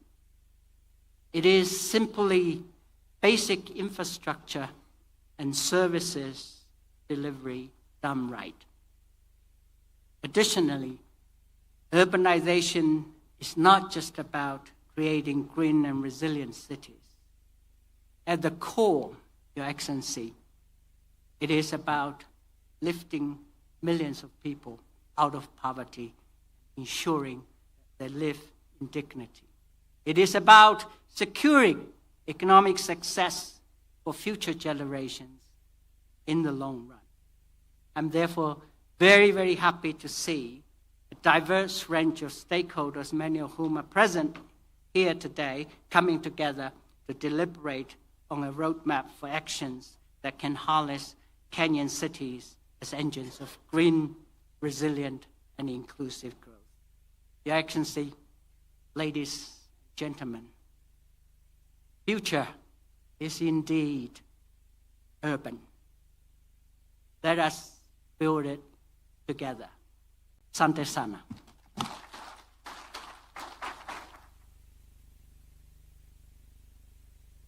Next, Your Excellency, before we proceed to the panel discussion, allow me to now call on the Cabinet Secretary of Lands, Public Works and Housing and Urban Development, Honorable Alice Wahome. Tumpige makofi tafadhali.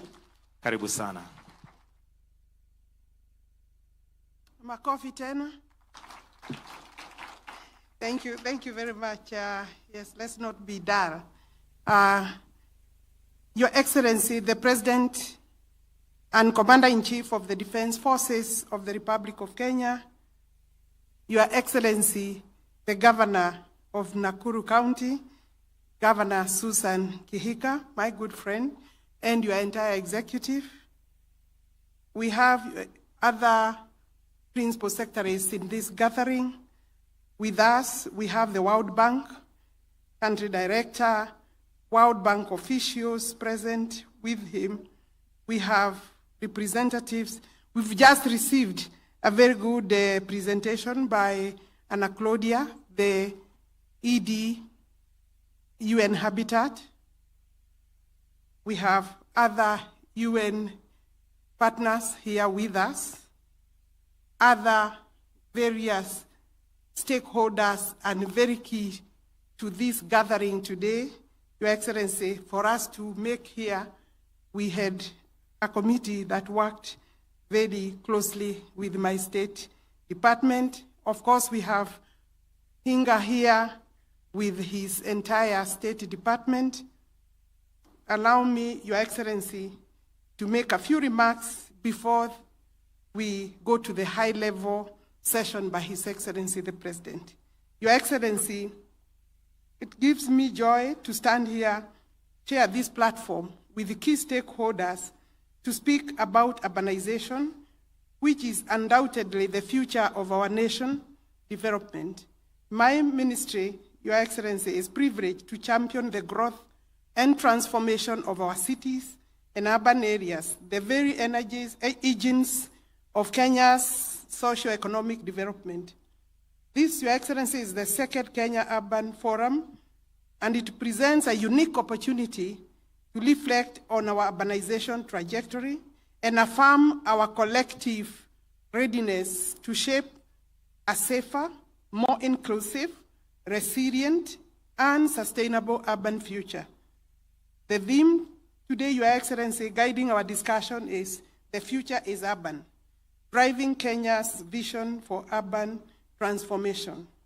And it is timely and significant.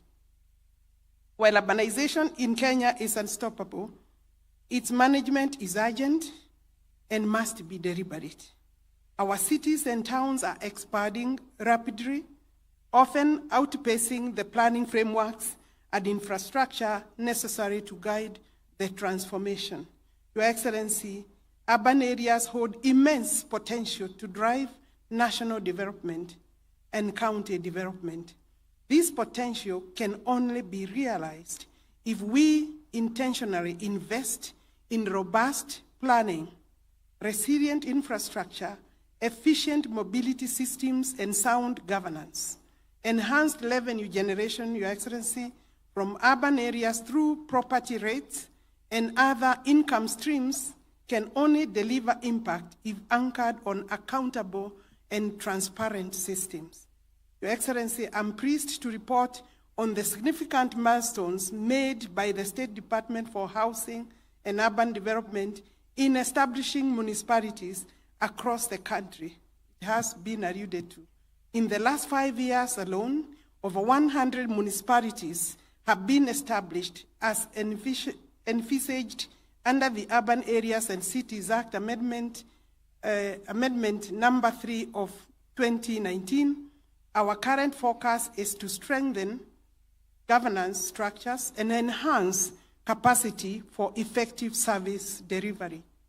Before the advent of devolution, Kenya's urban areas were governed under local authorities as per the now repealed Local Government Act.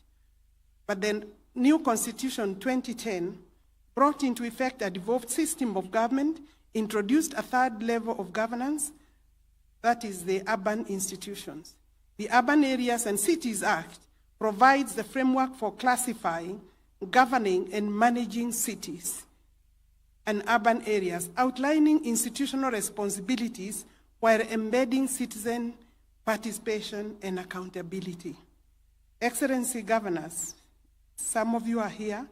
Governor of Nakuru is representing also the COG.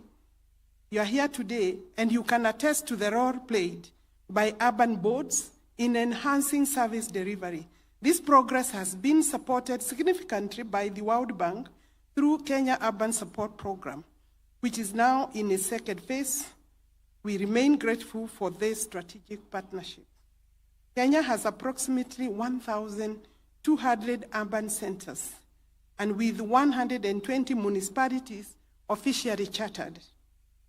According to the 2019 census, 310 urban areas meet the threshold of a minimum of 2,000 residents and qualify for classification as towns, municipalities, or cities. I urge county governments to accelerate classification of these centers to allow more structured planning and development. Our urban centers continue to expand, often into agricultural and environmentally sensitive areas. It is imperative that we delineate urban boundaries to promote densification and protect land for food security production, for food production, to allow food security to a farm. And environmentally, we have to look at environmental sustainability, and therefore, when we expand into agricultural areas, we take the risk of reducing land that is clearly needed. And this will also ensure accurate census reporting for future planning, especially as we project that half of Kenya's population is likely to be in urban areas by 2050. That is how the data is looking at. As urban growth, and that means over maybe 30 million Kenyans will be in the urban areas. As urban growth intensifies, so does the demand for housing. The Affordable Housing Program, a flagship under the bottom-up economic transformation agenda, sits at the heart of our efforts to provide decent housing while unlocking jobs, stimulating local economies, and transforming urban settlements. Your Excellency, we have seen renewed momentum in dignifying the lives of urban residents through housing and supporting infrastructure. The handovers in Nakuru, Kwaruben, and Homa Bay mark just the beginning. Many more developments across the country, in every county, are under construction, and many of them are nearing completion. They will be handed over in the coming months. These efforts are transforming our cities into inclusive, economically vibrant, and environmentally sustainable spaces. One of the pressing issues underpinning urban transformation is availability of land. Many cities lack adequate public land for essential infrastructure and housing. As a ministry, we continue to explore mechanisms to unlock land for public and private development, particularly for low-income housing. We are also implementing land management reforms through ATHISASA to improve transparency and accountability. That means security of tenure. Additionally, we are reviewing and updating the National Building Code to align with the global principles of energy efficiency, safety and climate resilience. Towards that, Your Excellency, this last Friday, we did sign under Housing and Urban Development and Public Works and cooperation framework with IFC. It will cover technical support. Our National Spatial Plan also provides a long-term vision for spatial organization and integrated development, while the National Land Use Policy guides optimal and sustainable land utilization at all levels. Your Excellency, as we engage in meaningful dialogue today and tomorrow during this forum, I call upon all participants, county governments, development partners, private sector, academia, civil society, to renew the commitment to the urban agenda. Let us remember that cities are not just places where people live. They are where nations grow, innovate, and thrive. We are hoping to create homes within our cities. In closing, allow me to sincerely thank you, Your Excellency, for the unwavering leadership and personal commitment to Kenya's urban transformation agenda. Together with these people here, Your Excellency, the agenda is in good hands. I also extend my gratitude to all participants for their dedication to building a better urban future. Your Excellency, that is the end of my written speech. Allow me to say that last week, there were voices from the trade unions.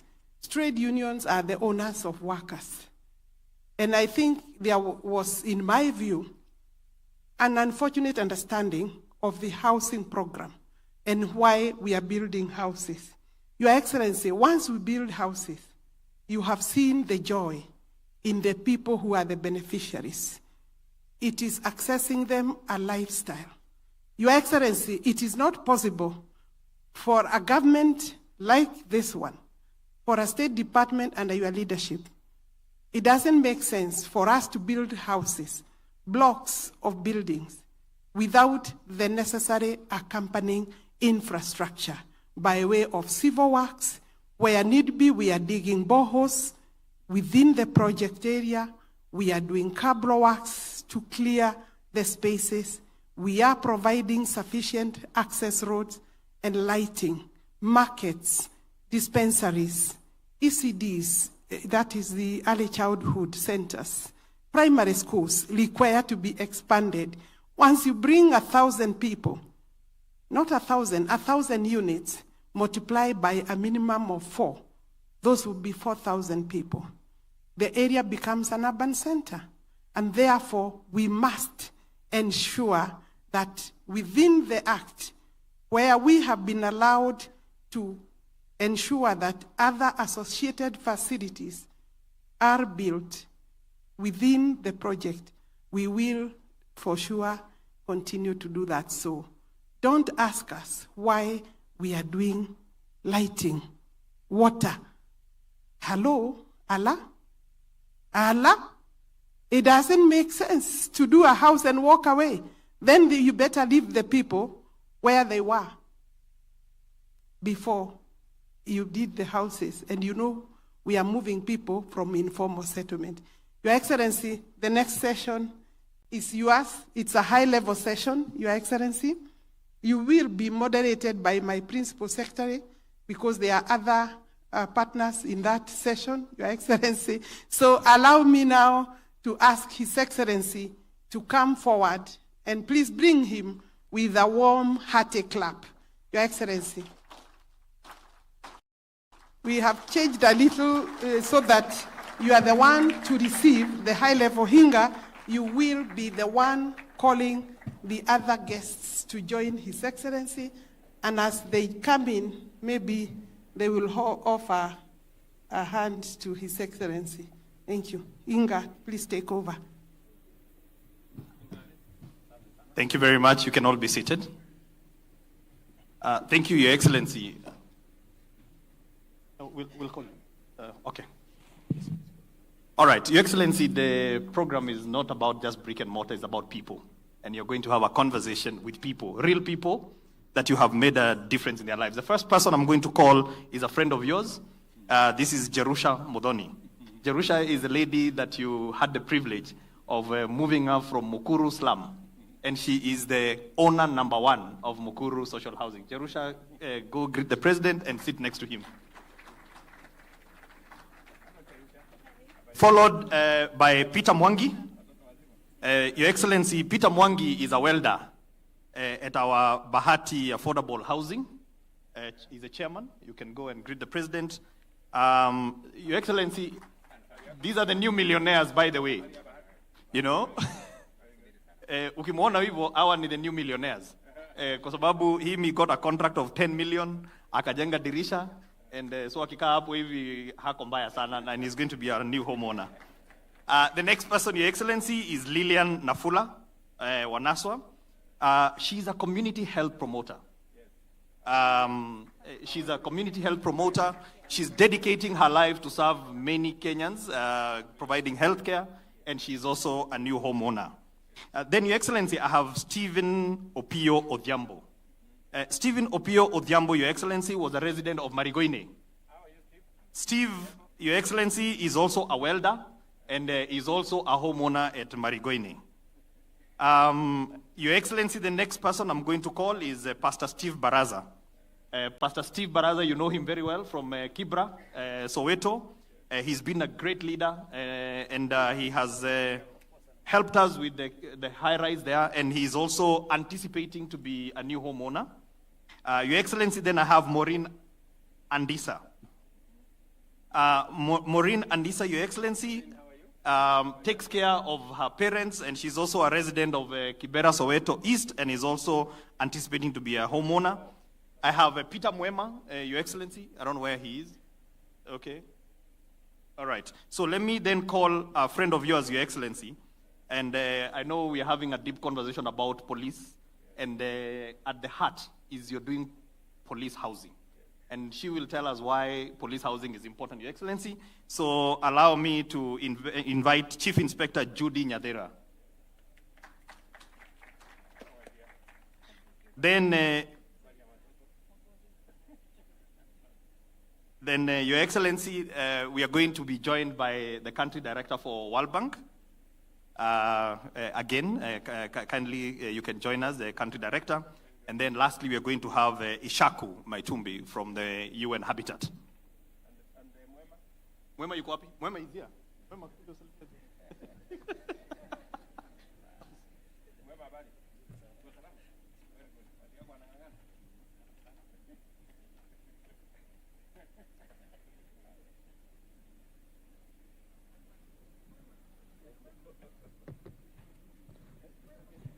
All right, and then a mic for the President. Thank you. Thank you so much, Your Excellency. Your Excellency, I know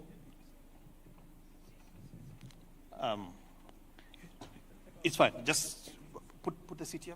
Mwema, you can come sit here. Yeah. Okay. Karibu, Chairman Mwema. So, Your Excellency, in this country, we are implementing a wonderful program.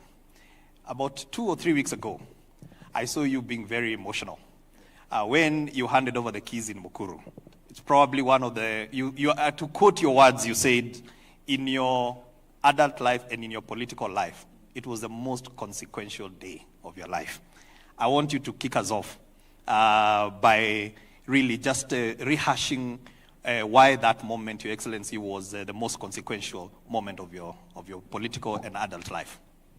Thank you very much, Charles. Good morning, everybody. Oh, sorry. Okay, good afternoon, everybody. And welcome to this session. And my friends here, karibuni sana. As I said at that moment, and I mean it, that this is a journey that we have been engaged in as a nation. This journey we started at independence, when we passed the first law on housing. It is at that moment that other countries passed the law on housing. Many countries have made huge progress. Singapore, Malaysia, other countries have made huge progress. We didn't make as much progress as a country. We have, successive governments have tried to implement this housing program. We went through different phases. We called it at some point slum upgrading, you know, to try and deal with this challenge. We tried, and we were not very successful as a country. I remember when, as deputy president, we tried as the Jubilee administration, part of our Big Four program was housing. And you remember, Charles, that my predecessor, President Uhuru Kenyatta, told me, I have a very good professional in South Africa. And you remember we came for you from South Africa. Correct. You had a good job. But we told you, you have a country called Kenya, which is your home. And you were kind enough to leave the job you had, much more paying than what we were paying you, but for country, you came and joined us. And we tried then to get this program underway, but again, we weren't very successful. When I got the opportunity and the chance and the privilege to be president, I said, this is one thing amongst the many things I want to do. And because it is the right thing to do. We have said here, I've heard the country director talk of World Bank. And all the statistics point to a future that is urban. And we have no choice about that future being urban. But we have a choice on what type of urban future we are going to have. Are people going to live in informal settlements? Are they going to live in slums? Or they are going to live in planned, dignified shelter that has dignity? And so, because Kenya is urbanizing, we've just been told by the country director of the World Bank, among the highest in the world, 4.3%. 50% of our population will be living in urban centers by 2050. Maybe 30, maybe 35 million Kenyans, maybe 40 million Kenyans will be living in urban centers by 2050. And many people ask me, who told you that Kenyans need houses? Why are you pushing this agenda of housing? You know, maybe you are pushing it for other reasons. But I have a simple answer. The answers, the statistics answer them. Kenya is urbanizing, the highest rate, some of the highest rates in the world. We will have 30, 40 million people living in urban centers. If we don't plan about it, we will be living in squalor, as many of our citizens are doing. Secondly, you have citizens that are living in subhuman conditions today. Go to any informal settlement. Nakuru, Soweto, you know, the famous Kibra, you know, just outside this hotel here, Karagita, just here, you have 10,000 people living in a small place. Go down to Molo. You know, I was in Molo and I felt very bad. You have close to 10,000 people living in a small place. You know, you have children staying in little houses with their parents. We had a confession from Kibra. It is the same in Kasarani right here, where kids, 10-year-old kids, are introduced to sex because They live in the same room with their parents. You know, those are the people who are firing my desire to drive this housing agenda, because those kids deserve better than we are giving them today. Those people in informal settlements deserve better from a government. And that is why you asked me about the consequence of my statement. That is why when I handed over the first keys on this program to my dear sister here, Jerusha, I said it and I meant it. It was actually the most consequential day in my political career, because we started to change the trajectory on how Kenyans live. And so that's why this moment is very important. And that's why I'm very proud that we are making these steps. And I must say, all the people who have talked before me, I listened to Susan Kehika. My dear sister, you made the statement I would have made. I mean, the understanding, I am very happy that from Susan to my CS to the country director, I mean, everybody, we are all appreciating what this is all about, you know? And therefore, this is a very important occasion for me and for us as a nation. And the progress we are making in this space speaks volumes about the kind of future we expect. Thank you, Your Excellency. We shall revisit some of those aspects very shortly. But Your Excellency, you know, in this country, we've had people talk about shareholding. But right next to you is somebody who, I think when you talk about shareholding, the right shareholding is actually when you own something. And I don't think there is anything that beats owning your own home. And Jerusha, Your Excellency, as I said, first, she's a widow. I think the Bible and even the Quran, many scriptures talk about widows. And so when a widow cries to God, feeling forgotten, you know, and you see that moment where you had the privilege and that beats that moment. And so I want to ask Jerusha. She was homeowner number one. And a lot of Kenyans said at that time that those houses, the people who are occupying are not from Nakuru. So, and Your Excellency, I don't know whether you saw some stuff on the social media. They said that Jerusha is another lady from Kisii. So maybe she can tell us whether she oscillates from being in Kisii and being in Nakuru.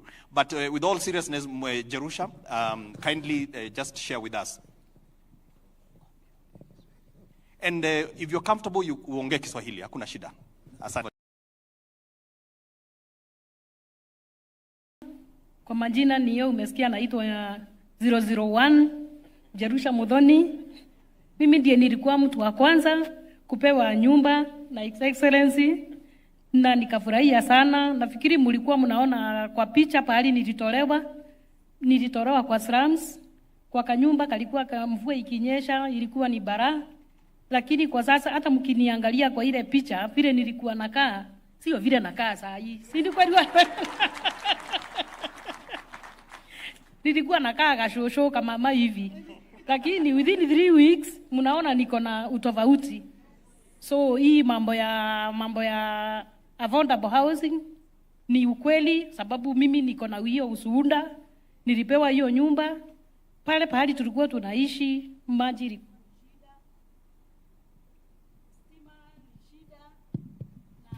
saa hii pahali ninaishi maji ni mingi na si ya kununua. Pale tulikuwa tunanunua maji shilingi 10 mtungi. Niko na familia ya watu 9. Ni maji ngani, ni maji ya pesa ngapi naweza nunua? ilikuwa ni shinda, ndio unaona sasa ninaoga kwa siku mara 2 ama mara 3. Ndio unaona kauso kameng'aa hivyo, watoto wanafurahia sana. In fact hata tule tushosho nilikuwa nimeacha pale, tumeama tu wote wamesema pale wakai. Hata ukituma katoto kakikataa unamwambia tunarudi pale, anasema hapana nitume, sababu hataki kurudi Misri.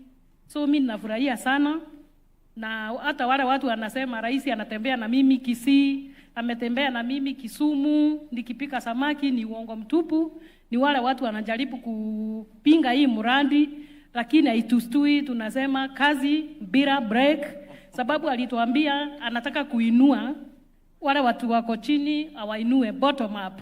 Na ni ukweli, mimi nimeinuliwa, nimetolewa chini, niko juu, na ninadhani pando nitaendelea nikiinuliwa. Pali tuko pale, security ni tight pale, hata kuna parking, mkikuja kuna pali pa kupark. Your Excellency, pia hata nataka unimbaie kagari niwe nikipaki pale. Niwe mtu wa kwanza kupaki kagari pale, parking iko sawa, kila kitu iko sawa, so kazi iendelee bila break. You can have a conversation with her, Your Excellency. Thank you very much, Cherusha.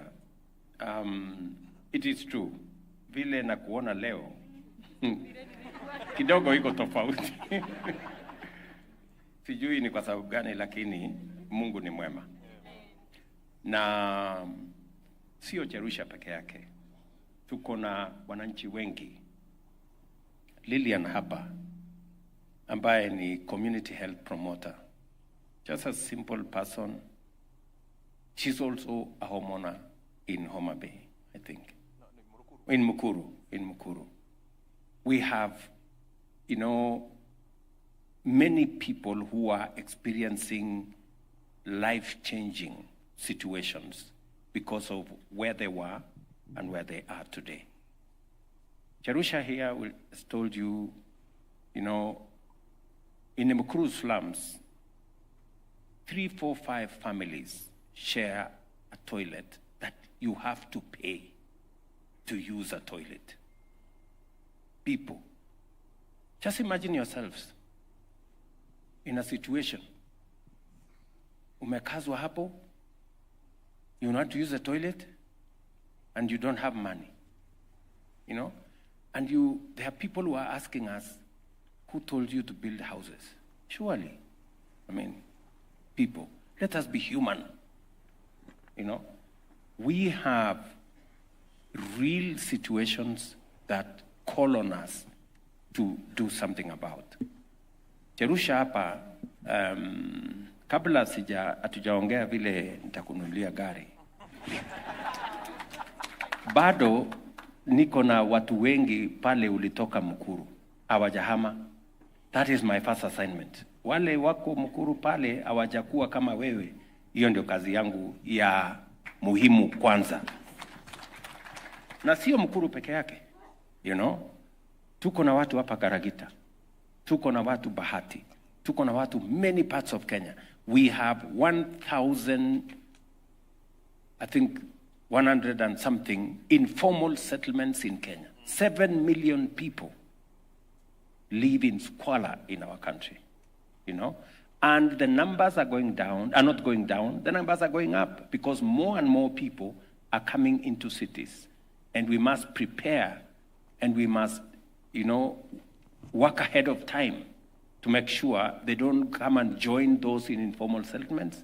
They come into organized, livable cities. And so, Cherusha, tuliongea wakati nilikuwa kwako. Wewe umepata kujua tofauti kati ya mahali ulikuwa naishi na mahali unaishi sasa. Yes. Ndio? Mimi naamini ya kwamba ungependa wale wanaishi vile ulikuwa unaishi zamani, vile vile wapate nafasi ya kupata nyumba vile wewe ulipata. Ni kweli ama si kweli? Ni kweli.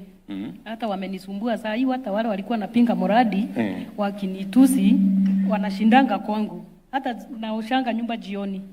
Juu kila dakika ni ukweli, wanakuja kuhakikisha Nafikiri hata ukiangalia kwa TikTok wengi wanakuja kupiga picha na mimi. Juu wengi walikuwa nasema nilinyang'anywa, president alikuwa anatudanganya, Mama Jerusha amenyang'anywa vitu. So watu wanakuja kila siku, sasa wamekubali, sasa wananisumbua, tutajaza namna gani, tutapata nyumba namna gani. So ni ukweli, ninaomba pia na wao wakuje juu wamenisumbua sana.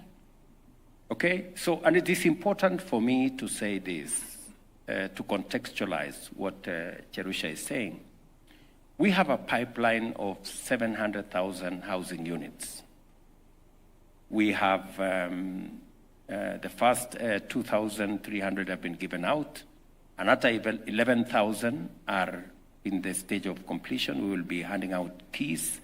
When I come to Nakuru, for example, in the next month or two, the houses in Molo are ready. The houses in Bahati are ready. I will be coming to do groundbreaking for the houses outside here in Karagita, because it is my intention that the people living in the slum here in Karagita must equally benefit from this program the same way Jerusha is benefiting. As I go to Molo in Nakuru here, I will also be launching the construction of 2,700 housing units in Kasarani. And for your information, I have been to Kasarani in Molo. It is, let me just say, it's not a good place, because you have people living in very difficult conditions. And I must thank the leadership of Nakuru, the governor here, the member of parliament. You know, they are also transformational leaders. They have provided leadership. We have got land that we are now going to build those houses, and shortly we will transform Kasarani, the slum, into a place of dignity. And we will continue to do this, because this is one thing I signed for as president, and I must do it. I must go out of my way to do it. And I'm very happy that there is progress. I'm very encouraged by people like Jerusha. You know, they fire my passion, because ukiona mtu ambaye maisha yake imebadilika, it validates the dream of affordable housing in our country. We have 150,000 housing units under construction. Our job will be every month, we will be giving out the houses that are ready. As I have told you, we have 700,000 in the pipeline. And as Alice said, we are continuously looking for pieces of land where we can do more housing units. We are working with counties. Very many county governments are now stepping forward to work with us on this. And as we do all this, it has to be wholesome. Mumesikia Jerusha amesema iko parking. Atakwambia pia hapo kutakuwa na shule. Pale kutakuwa na soko. Pale kutakuwa na hospitali. Kwa sababu housing is not just 4 walls and a roof. Housing, according to the UN, and I have the UN representative here, when you talk about adequate housing, it comes with many things. It must give dignity. It must be sustainable. It must be livable. And that's why roads are necessary. Social infrastructure is necessary. Hospitals are necessary. Schools and markets. And we will continue to engage with stakeholders so that they can understand why this is necessary. Sindio? Taka soko. Tunataka soko na hata shule iko karibu kuisha. So that time watoto watakuwa hapo. Thank you very much. Thank you. Moving along, Excellency, what I'm going to do now is, before I move to the conversation about the other impact this program has had on jobs, allow me to ask Lillian to introduce herself quickly. Then I will also give our sister, the corporal, Chief Inspector Judy Nyathira, to also say something. And then I will also ask Maureen and Lisa to just introduce themselves, because she's a homeowner. You moved in Nakuru. And Your Excellency, our men and women in uniform, they dedicate their lives to serve this country. And we owe them a duty of care, because majority of them live in very bad conditions. So I'm very happy that we have got Chief Inspector Judy here representing all the men and women in uniform. And we want to say that we have got a lot of police housing, military housing. I think in 2 weeks' time, you'll be launching 10,000 houses for the military. We have about 27,000 for the police. So I just want them to just quickly introduce themselves, and then just you can have a conversation with them. So let's start with Lillian. Just a brief introduction about yourself, then with Maureen, and then we will have the Chief Inspector. God is good. All the time. And all the time. Our Excellency President Dr. William Samoei Ruto, and all protocol observers. My name is Lillian Simiyu. I'm a community health promoter attached to Mukuru Health Center. I'm a mother of 3, and I'm a beneficiary of SEPU. SEPU is a slum upgrading program.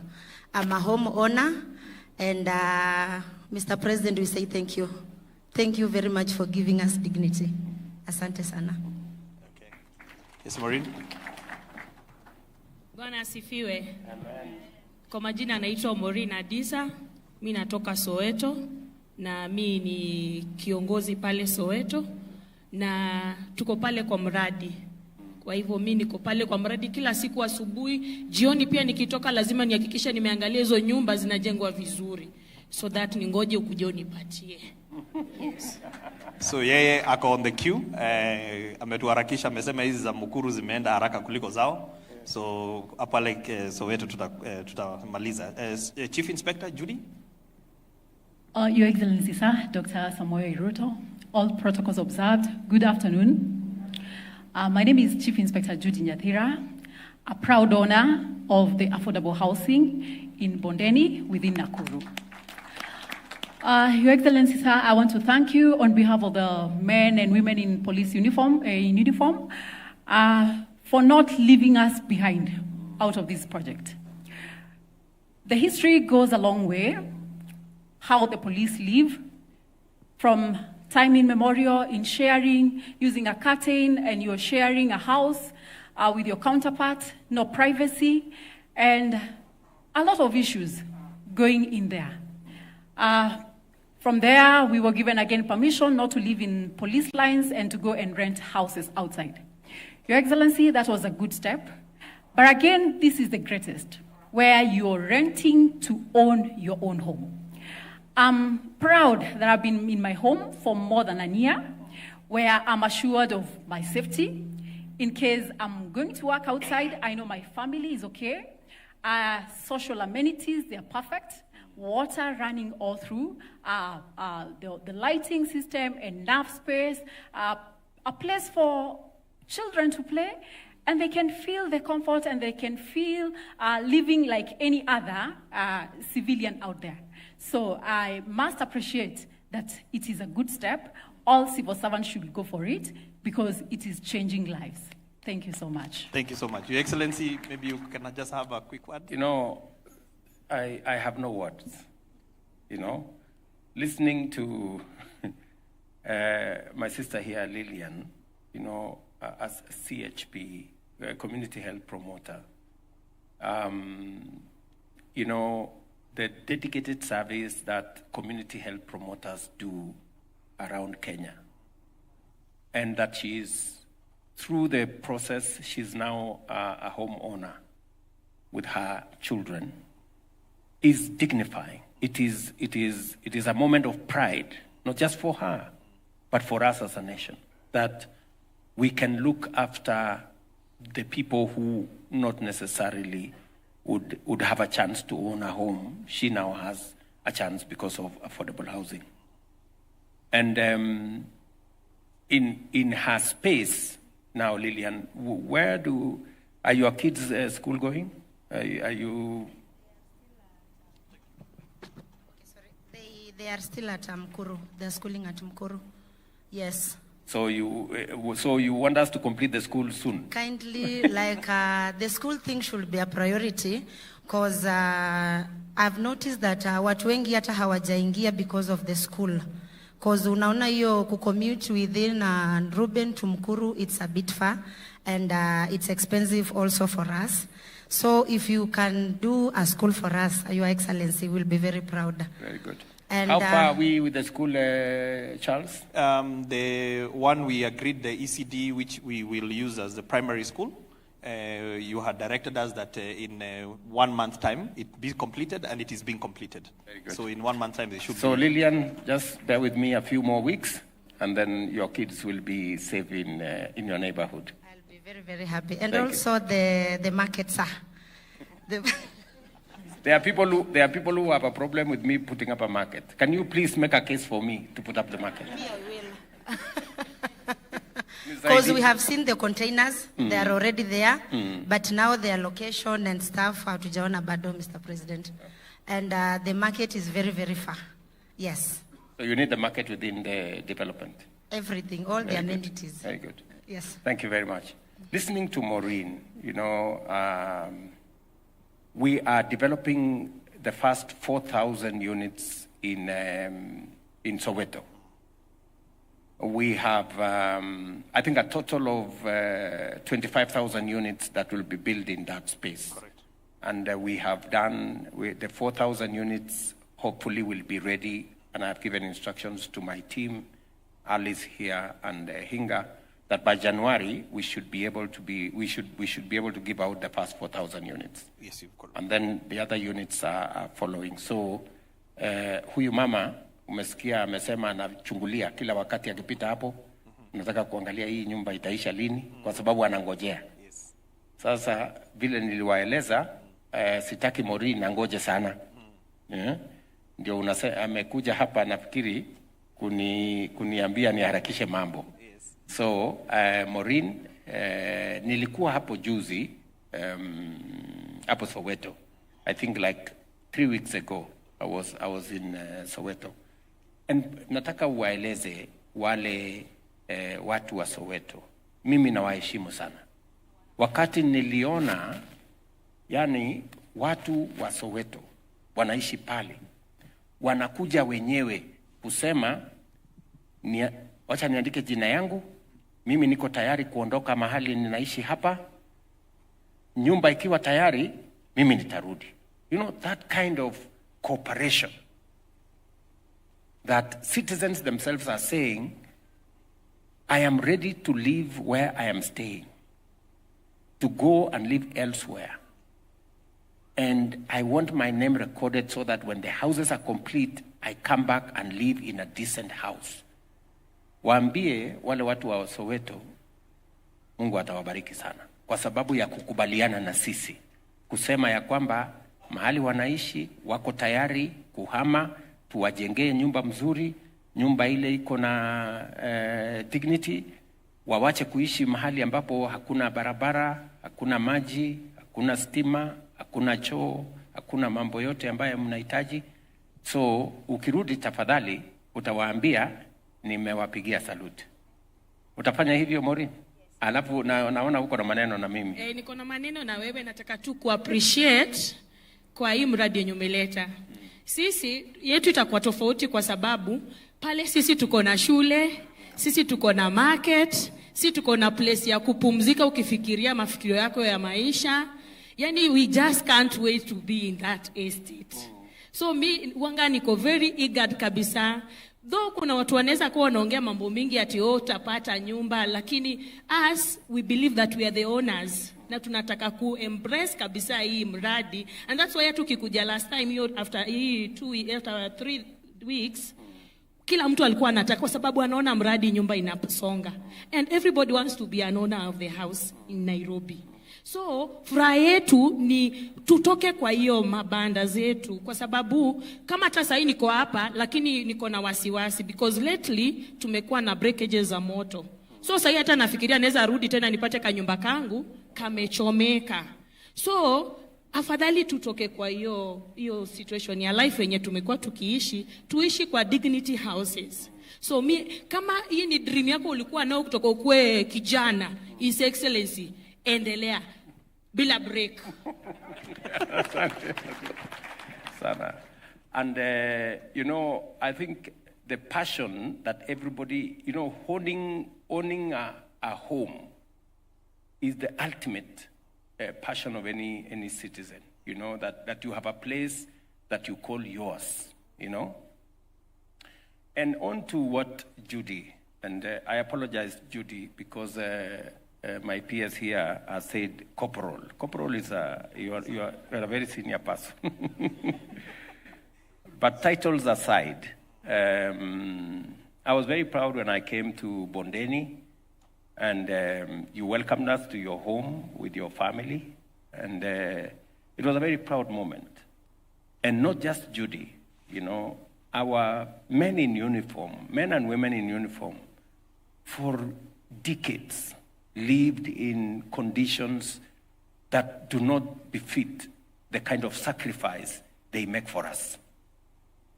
They keep our families safe, they keep our country safe, they go out of their way to make sure that there is law and order in our country, and yet we don't reciprocate. It is the reason why we are implementing several programs targeting our men in uniform, men and women in uniform, improving their terms and conditions of service, which we are on course, making sure that we assist them with the modernization of their equipment, which we are on course. We have already spent about 9 billion shillings in that process. And of course, making sure that they are part of our housing program. And as PS has said, we have rolled out specific housing targeting our uniformed officers. 27,000 houses are being built for the police, 10,000 houses are being built for the prisons, 20,000 housing units. I'll be launching 10,000 next week for the military. And we are looking at making sure that our men and women in uniform have a place to call home. And Judy here is one such example. And maybe just so that I put it in my own perspective, Judy, as you look at your colleagues, is there anything that you think we can do better now that you have a 1-year experience in living in your own home? Do you think there are areas of improvement that you can suggest to me? Your Excellency, most of my colleagues are willing to acquire these houses. But one problem, maybe the challenge they have, is financial support. Maybe if they could be given an opportunity, because they've overcommitted their payslip, maybe they could be given a facility where they're given, which is flexible, they're loaned some amount so that they can be able to acquire the houses. The financial aspects are. So you're talking about the mortgage? Yes. And we have, can you talk about the mortgage, Hinga, speaking to what Judy has said?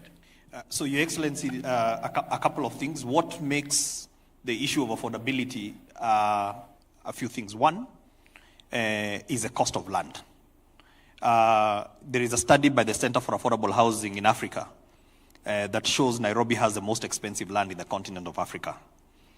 But also, Your Excellency, in our country, we also have a lot of inequalities in terms of earning. A majority of Kenyans earn very little. So you have a situation where the cost of land is very high, and you have got very low income. And that leads to the proliferation of slums. Now, to address that, you have got to look at what you call the demand side of housing and supply side. Now, allow me to start with the supply, which is you have got to do something on the cost of land, and that is why, Your Excellency, through your leadership, we have zero-rated the cost of land. Land is a big barrier to ownership. So when you start a conversation by saying that you will not pay for the land, it's a big stride into one's home ownership. The second thing, Your Excellency, is the cost of construction. Cost of construction is prohibitive. And part of the reason why cost of construction is prohibitive is because on one side, you have got factors you cannot control. You know, global pricing for fuel, cement, and so on and so forth. But there are others we can control. The ones that you can control, for example, in our sector, VAT, and I hope I'm not going to get very complicated, VAT is what is called a real cost. Because when you build a house and you sell, there is no output tax, but there is input in the material. So in other words, when you buy cement, the cement comes in with VAT, the bag of cement. But you're not able to offset with an output because there is no output. So essentially, the cost of VAT goes straight to the buyer. Through your leadership, you have said that we zero rate the input taxes, which is also brought down affordable. In fact, it has reduced the cost of construction by 10%. The other one, Excellency, is the issue of public funding. We know that one of the reasons why Kenyans were fought so hard is because, we have not covered ourselves in glory. We have built projects at very high cost. You said from the beginning that one of the areas that we have to bring in trust to the people is cost. And what you did, you called 7 institutions. You called in Nairobi University, you called in Technical University of Kenya, you called in Kenyatta University, AAK, which is the Associate of Architects, IQSK of QSs, IEK, you had National Construction Authority, and you had National Housing Corporation. And you asked them to design for you a house and to give you a market cost. Your Excellency, I want to confirm that since we started this program, we actually have fixed the cost of the unit. So, and it is determinable, and anybody who wants to construct, there is no seeing the PS on the side, we disclose the price of that. What that has done, Your Excellency, is that it has meant that today there is a social housing unit that costs 640,000 shillings. Now, when you talk about 640,000, people can afford. The World Bank here, Your Excellency, did a study in 2017, which is titled Unaffordable and Unavailable. In that study of 2017, it showed that the average cost of a house in Nairobi was 11 million. So you've moved from 11 million to 640. That is a significant difference. That's why you have Jerusha and Lillian here who are homeowners today. Then, Your Excellency, you have the demand side. The demand side is about the cost of financing Kenyans. Your Excellency, before this program, and we have been having a high interest rate regime, interest rates for people who had homes reached even 20%. Under your program, you have got 3 interest rate regimes. You have got a social housing, which is 3%, fixed. So even if in 10 years, the interest rates in the country goes to 30, this person will still be paying 3%. It is fixed. The other one is affordable housing, which is 6%, again fixed. And then for everybody else who is in the market units, like myself, and anybody else who is interested, it is at 9%. So the most expensive mortgage you will get is at 9%. The last part is the tenure, the how long you pay. Now, in this country, Your Excellency, we've not had long-term mortgages. Again, through that study from the World Bank, it showed that the average tenure of a house was 7.5 years. So if you have got expensive land, expensive construction amount, which leads to 11 million, in expensive interest rate, that's why, Your Excellency, for a country of 50 million Kenyans, you have only 30,000 mortgages. So those things don't happen by accident, they happen because the system is broken. So what you have done is we have reduced all those things. So what does that translate to? It translates to Jerusha paying 2,800 shillings for her house. This is the same amount of money that she was paying for that shack. She also pays service charge and pays for insurance. So anything that happens to that house, she is covered. So the total amount that she's paying is 3,800. That is how much she's paying to be a homeowner. And that is what she was paying for a shark. Then you have got Chief Inspector Judy, who we give them allowances for our police. They get about 9,000 shillings on average. Obviously, it differs. At 9,000, Your Excellency, she can now afford to get our 2-bedroom housing unit, which is around that same amount. So this program, Your Excellency, has got something for everybody. It would have been easy if you had said, let's just deal for the high income. But whether you're in the slum, whether you are selling mama mboga, you start from 2,800, you go all the way to 15,000 for a 3-bedroom, which has got all the amenities, Your Excellency. It has got electricity, it has water, it has gas, it has internet. I think contextualize this for Judy and our men and women in uniform and other Kenyans who are looking at this product. When we said that it will be possible to own a home and pay 3,800, people thought we were mad. In fact, many people were wondering, because it has never happened in Kenya. People know if you want to own a home, the average home in Kenya was 11 million. You needed 40, 50,000 to be able to own a simple home. Today, Cherusha here, Lillian there, are homeowners. They pay 3,800. You know, it doesn't look real, but that's what it is. Why? Because of the 4 factors Charles has said. Number 1, we brought the cost of land to 0. That was contributing 30% of the cost of the house. We've reduced taxes. We've taken away 10% of what the house used to cost. We have brought down the cost of construction. You know, we were building houses for 80,000 shillings a square foot.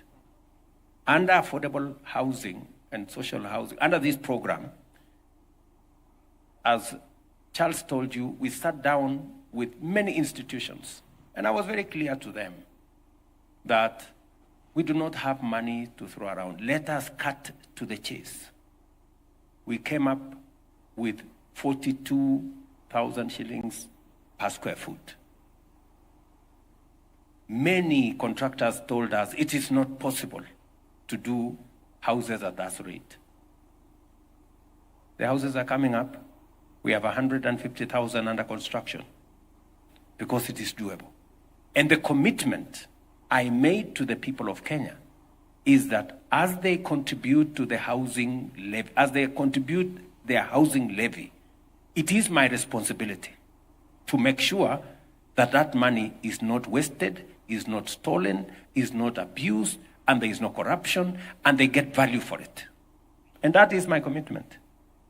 And I have told Alice here, and I have told Charles here, that if you award any house under this program beyond 42,000 shillings per square foot, I will not send the police.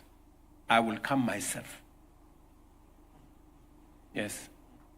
Because that is the kind of attachment I have put on this housing program. And so, to my sister Judy, we have improved the program further. You know, we had a program where the houses were built under a different program. We've now improved the program further. Your colleagues will now get a better rate as before. I know we have KCB here as part of our partners. Is KCB around in the room? Yes, KCB is there. An average mortgage in Kenya was 18%. Working with KCB and other housing finance and others, what is the mortgage now, my friends, there? 9.5%, is that right? So we have moved mortgage because these good people have realized that we are providing a pipeline. You can sit down. We are providing a pipeline of houses, and we are guaranteeing, I think under KMRC and all the other, we are making sure that that program rolls out properly. And as Hinga has told you, for Cherusha here, her mortgage is at 3%. For Lillian there, it is at 3%. There is nowhere you can get a mortgage at 3% unless under this program. For those in the affordable housing category, it is 6%. And for the people in the market space, it is 9%. So even for citizens, and I said it during Madaraka, even for citizens who are not even in the affordable housing program, even in citizens who have just their own mortgage, now we can subsidize their mortgage to 9% up to 5 million shillings of what they owe, so that we can bring as many contributors to the housing levy into the bracket as possible, as many of them as possible. So I think without complicating the whole thing, I think Judy and your colleagues, apart from the housing development that we are doing to house our policemen when they are in service, they now have an opportunity for them to own houses like all other Kenyans are doing, and Judy here is an example. And so that is the horizon that we have for people, men and women in uniform. We have also made a policy decision that to support them, 20% of all the other housing units, we are also going to make it available for them to be able to, because we have close to 300,000 men and women in uniform serving in different parts of the country, and the service they are giving to us, as they look after us, we must also look after them. And thank you very much, Judy, for being a champion for the affordable housing program. And I am sure your colleagues are going to benefit the way you have. And finally, okay, thank you. Your Excellency, I want to switch gears a little bit. You know, when this debate about housing came, it also came in at a time when the economy was misbehaving. And we saw there were demonstrations because the cost of living was very high. And a lot of people were saying, why housing and why housing now? And I think there is a very important conversation, Your Excellency, about the economics of housing. FDR, during the Great Depression, the president of America, got America out of the Great Depression through focusing on housing. When President Obama, during the Great Recession of 2008, they got America out of the Great Recession because they built. And so, as we switch gears a little bit, Your Excellency, we have four gentlemen here that represent millions of Kenyans who wake up every morning and try and make a living through the Juakali sector. The informal businesses, Your Excellency, actually make up about 80% of all the workforce. Now, majority of them don't have access to mainstream banking because they have got lumpy cash flows. Outside this program, owning a home will have been a pipe dream. So, Your Excellency, without getting into very philosophical issues about the economies of housing, I want them to introduce themselves a little bit. But there is just something, Your Excellency, which I don't know whether when we designed the program, we had, it's what I call an unintended consequence. And the unintended consequence is that you talked about giving them an opportunity to work because unemployment was very big in Kenya. Most of them are working on those construction sites. And we thought giving them a job, first of all, they will have a living where they are. These four gentlemen, two of them are homeowners. So they built the windows where they are where they are staying now, today. And I think that is really a powerful transformation of this program. So I'm going to ask Peter Mwangi, who is the chairman of Bahati Association. And then I'm going to ask Stephen Opio from Marigoine, who also, collectively, they had a contract of almost 200 million shillings. Excellence, we're talking about millions. We're talking about shillings. And Juakali people are dealing now with millions. And then I have got the chairman of that association in Kenya. We have given them a contract of 11 billion shillings. 11 billion shillings. I think this is the new place to be in. So allow me then to ask them to speak in their own words. And then I'll ask Pastor Baraza to wrap up, because he's also part of the Soweto group in Kibera, that you gave them a check during last year's Mashujaa Day. You gave them a check of 722 million to do the fabrication of doors, windows, and balustrades in Kibera for Soweto. So Peter Mwangi, in that order, please. Your Excellency, all protocols observed. Hamjambo. Nashukuru kupata fursa hii kuwa na nyinyi hapa, kuja kutoa ushuhuda ya kuwa kweli kazi imefanyika, porojo tuweke kando. Mimi kama Engineer Peter Mwangi kutoka Nakuru, ndiye chairman wa Great Rift Bahati Welders. Narudisha shukrani kubwa kwa Mheshimiwa Rais, ukiongozwa na serikali yako tukufu, na madam wetu Governor Susan Kihika, tunakushukuru sana. Umetushikilia sisi pale mashinani kama wanajua kali. Tumeweza kupata mradi wa zaidi ya milioni 18. Great Rift Bahati Welders, nikiwa chairman wao, nimeweza kuwaongoza vema. Kile kikundi kimesajiliwa na zaidi ya workshop 56 ambazo ziko pale. Mheshimiwa Rais, ukipata nafasi utakuja utajionea mwenyewe. Tunashukuru manake wale vijana ambao walianza kazi pale, wengine walikuwa vijana barubaru, hawaelewi kazi. Wengi wao sasa ni mafundi shupavu. Mafundi wale wengine pia wameweza kufungua workshop zao. Tumewatrain vizuri.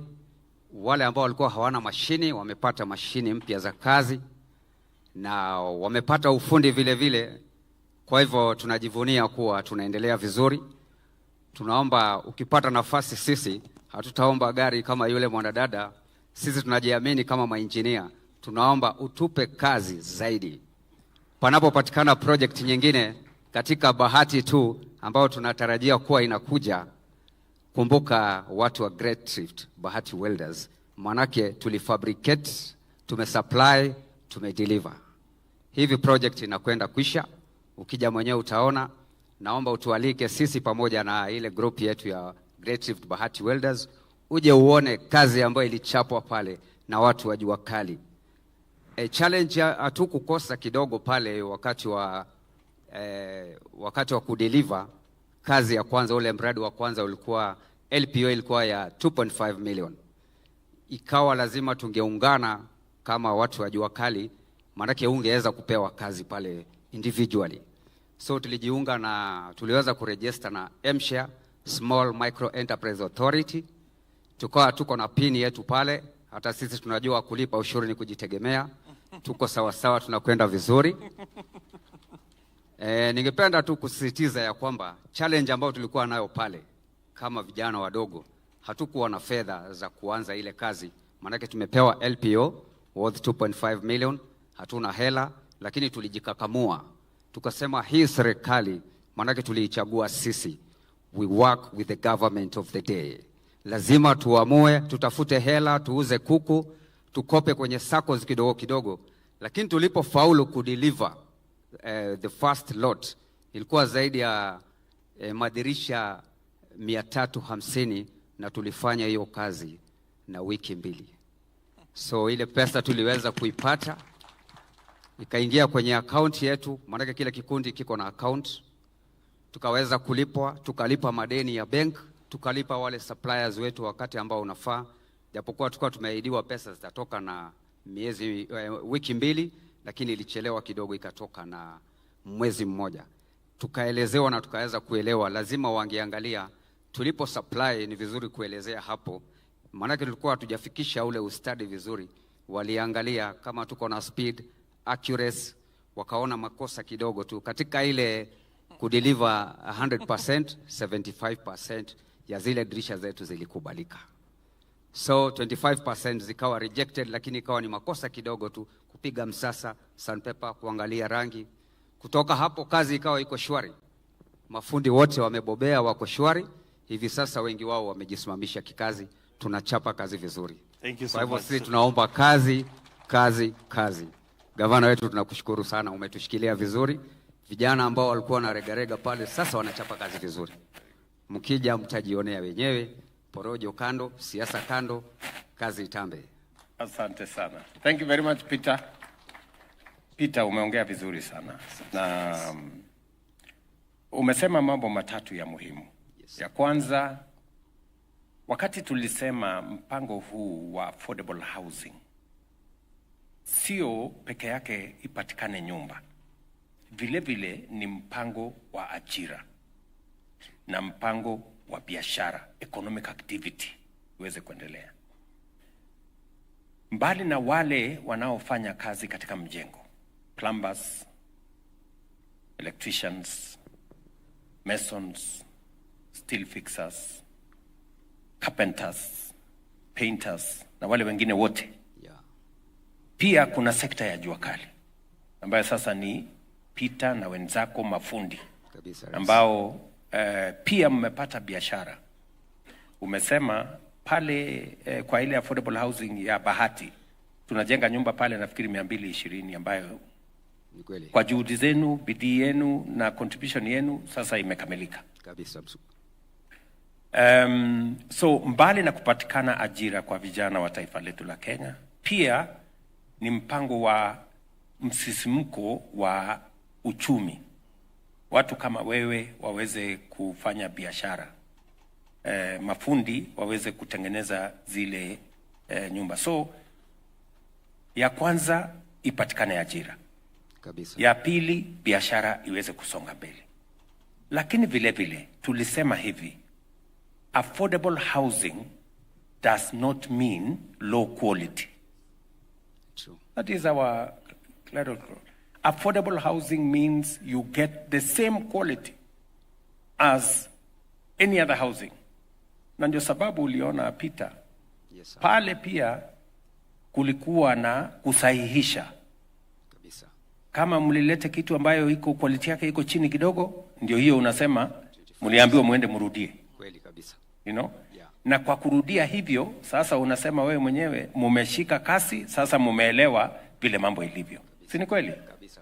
So which is part of what we want to achieve. We want to support technicians, people like Peter, engineers, to improve on the quality of their products. Because there are many people who thought jua kali was synonymous to low quality. We also want to firm up that our jua kali artisans can produce products that are of the same quality as those that come from elsewhere. And the group of Peter is such example. And then number 3 is as we improve on the quality of the output, we also provide training. Umesikia Peter hapa amesema ya kwamba vijana ambao walikuja mwanzo bado hawakuwa mafundi kamili. Na sasa tuko na program ya serikali ya recognition of prior learning.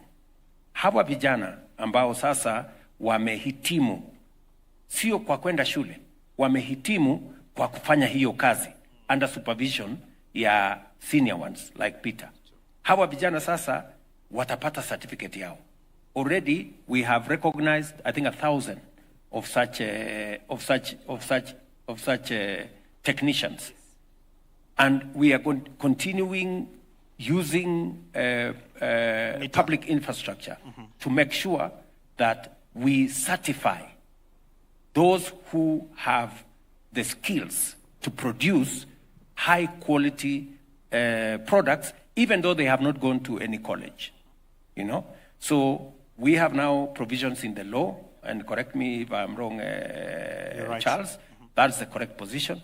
And that is why Peter here can confirm that some of his, the people working with him who did not have the requisite qualifications, now they have improved on their skills, and now we are going to certify them, and they will move on to the next project. Let me give you the good news, Peter. Yes, sir. We are not just completing the housing units in Bahati that are there. We have now advertised and awarded a new project of how many units, Charles? The Bahati one, phase 2 is 2,000 units. Another now, forget about, you have now 10 times what you had before. Sawa. So you had 200, now there is 2,000 units right there in Bahati. So sharpen your skills, ongea na watu wako, wapange hawa vijana, na you might need more than 50 workshops. Because if you needed 50 workshops to do 200 units, anza kufanya hesabu. 2,000 units, workshop ngapi, vijana wangapi, utawahitaji. Tunaelewana? Tashukuru sana Rais. Tumesema kazi. Na tulikubaliana kazi ni kazi. Kazi ni kazi, Rais. Yes. So tuendelee. Manake niko hapa Rais kuwakilisha wale vijana. Yes. Wataniuliza wewe ulikwenda itisha gari? Waliniambia hatutaki gari sisi. Sisi tunataka kazi. Manake kazi ndio pesa, Rais. Kazi ndio pesa. Yes. Kwa hiyo na ndio itakununulia hiyo gari. Utatupatia gari. Yes. Ukiniona Rais nikiwa hapa kama mwakilishi, naomba kwa heshima kubwa nisimame. Kambi kameanza kushuka. Asante sana. Asante sana Peter. Okay. Lakini mimi naona vijana wanang'ara. Mimi naona tutafanya hivi. Yes sir. Naona utaniona kando uninunulie lunch. Asante. Fungu ninalo Rais. Uko na kitu? Kitu nalo. Najivunia kuwa na Rais hapa karibu. Asante sana. Yes sir. Thank you so much. Who's the next guy? Steve.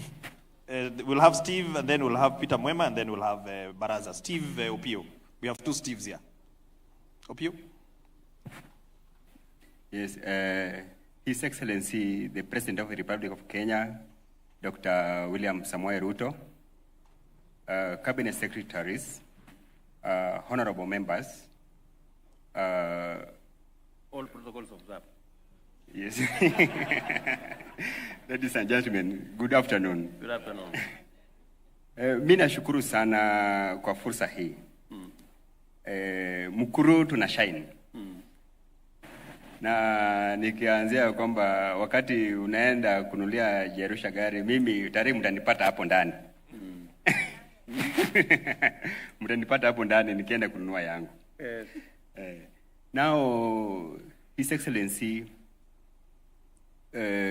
kazi ya Mkuru tunashukuru sana kwa sababu wengi hawakufikiri hii kazi itakuwa kazi. Siasa iliwekwa ndani mingi sana, His Excellency. So ikawa vijana wakaogopa, tukashindwa tutafanya aje. Tukawa na ile bidii. Mr. Kipuri akatusukuma kabisa kutoka State Department. Tukaenda pale tukapewa contract. Sasa tunafanya kazi. We have delivered first LPO and now tuko kwa second LPO 5 million. We are working out on it. So you are supplying, muna supply nini kwa windows and doors. Windows and doors. Yes. And you know what we did also to reduce on expenses, we standardized. Is that correct? Yes. We standardized. Unajua zamani tulikuwa tunajenga designer windows. Yes. Na designer doors. Yes. Every door is different from the other one. And as a result, you know, everything designer is more expensive. So tukasema tuachane na designer, let us standardize all the windows to be the same. All the doors to be the same. So kazi ya hawa inakuwa rahisi kuhakikisha kwamba you can produce in mass. Yes. Na inakuwa rahisi kwenu kufanya hiyo kazi. Yes. Ndivyo Yes. My good friend. Yes. Steve. Yes. Ni hivyo Yes. So ya kwanza LPO mumedeliver. Tumedeliver. Ya pili ndio mnang'ang'ana nayo. Tunang'ang'ana nayo. Na tukideliver tunalipwa. Mnalipwa. Yes. Inachukua muda gani kulipwa baada you deliver? Tukideliver inamaliza 1 week. 1 week unapatiwa check. Yes, tunapatiwa check. Contract yenu kwa hii program ni contract ya pesa ngapi in total? Sijajua ni contract ya pesa ngapi. Yes, lakini unajua tu ya section yako. Yeah, unajua section yangu. 5 million. 5 million nikimaliza hii unakuja wengine ya as we go. Okay, very good. Kundi lako liko na vijana wangapi ambao mnafanya pamoja katika hiyo section? Vijana tuko na vijana 50 in different workshops. Yes. Yes. How many workshops? We have 4 workshops. 4 workshops. Yeah. Pale nyuma Steve. Yes. Kabla ya affordable housing. Yes. Mambo yalikuwa vipi? His Excellency, maisha ilikuwa magumu sana pale. Tunaweza fanya kazi kama like this month. Then tunakaa kama 2 to 3 months again ndio tupate another contract.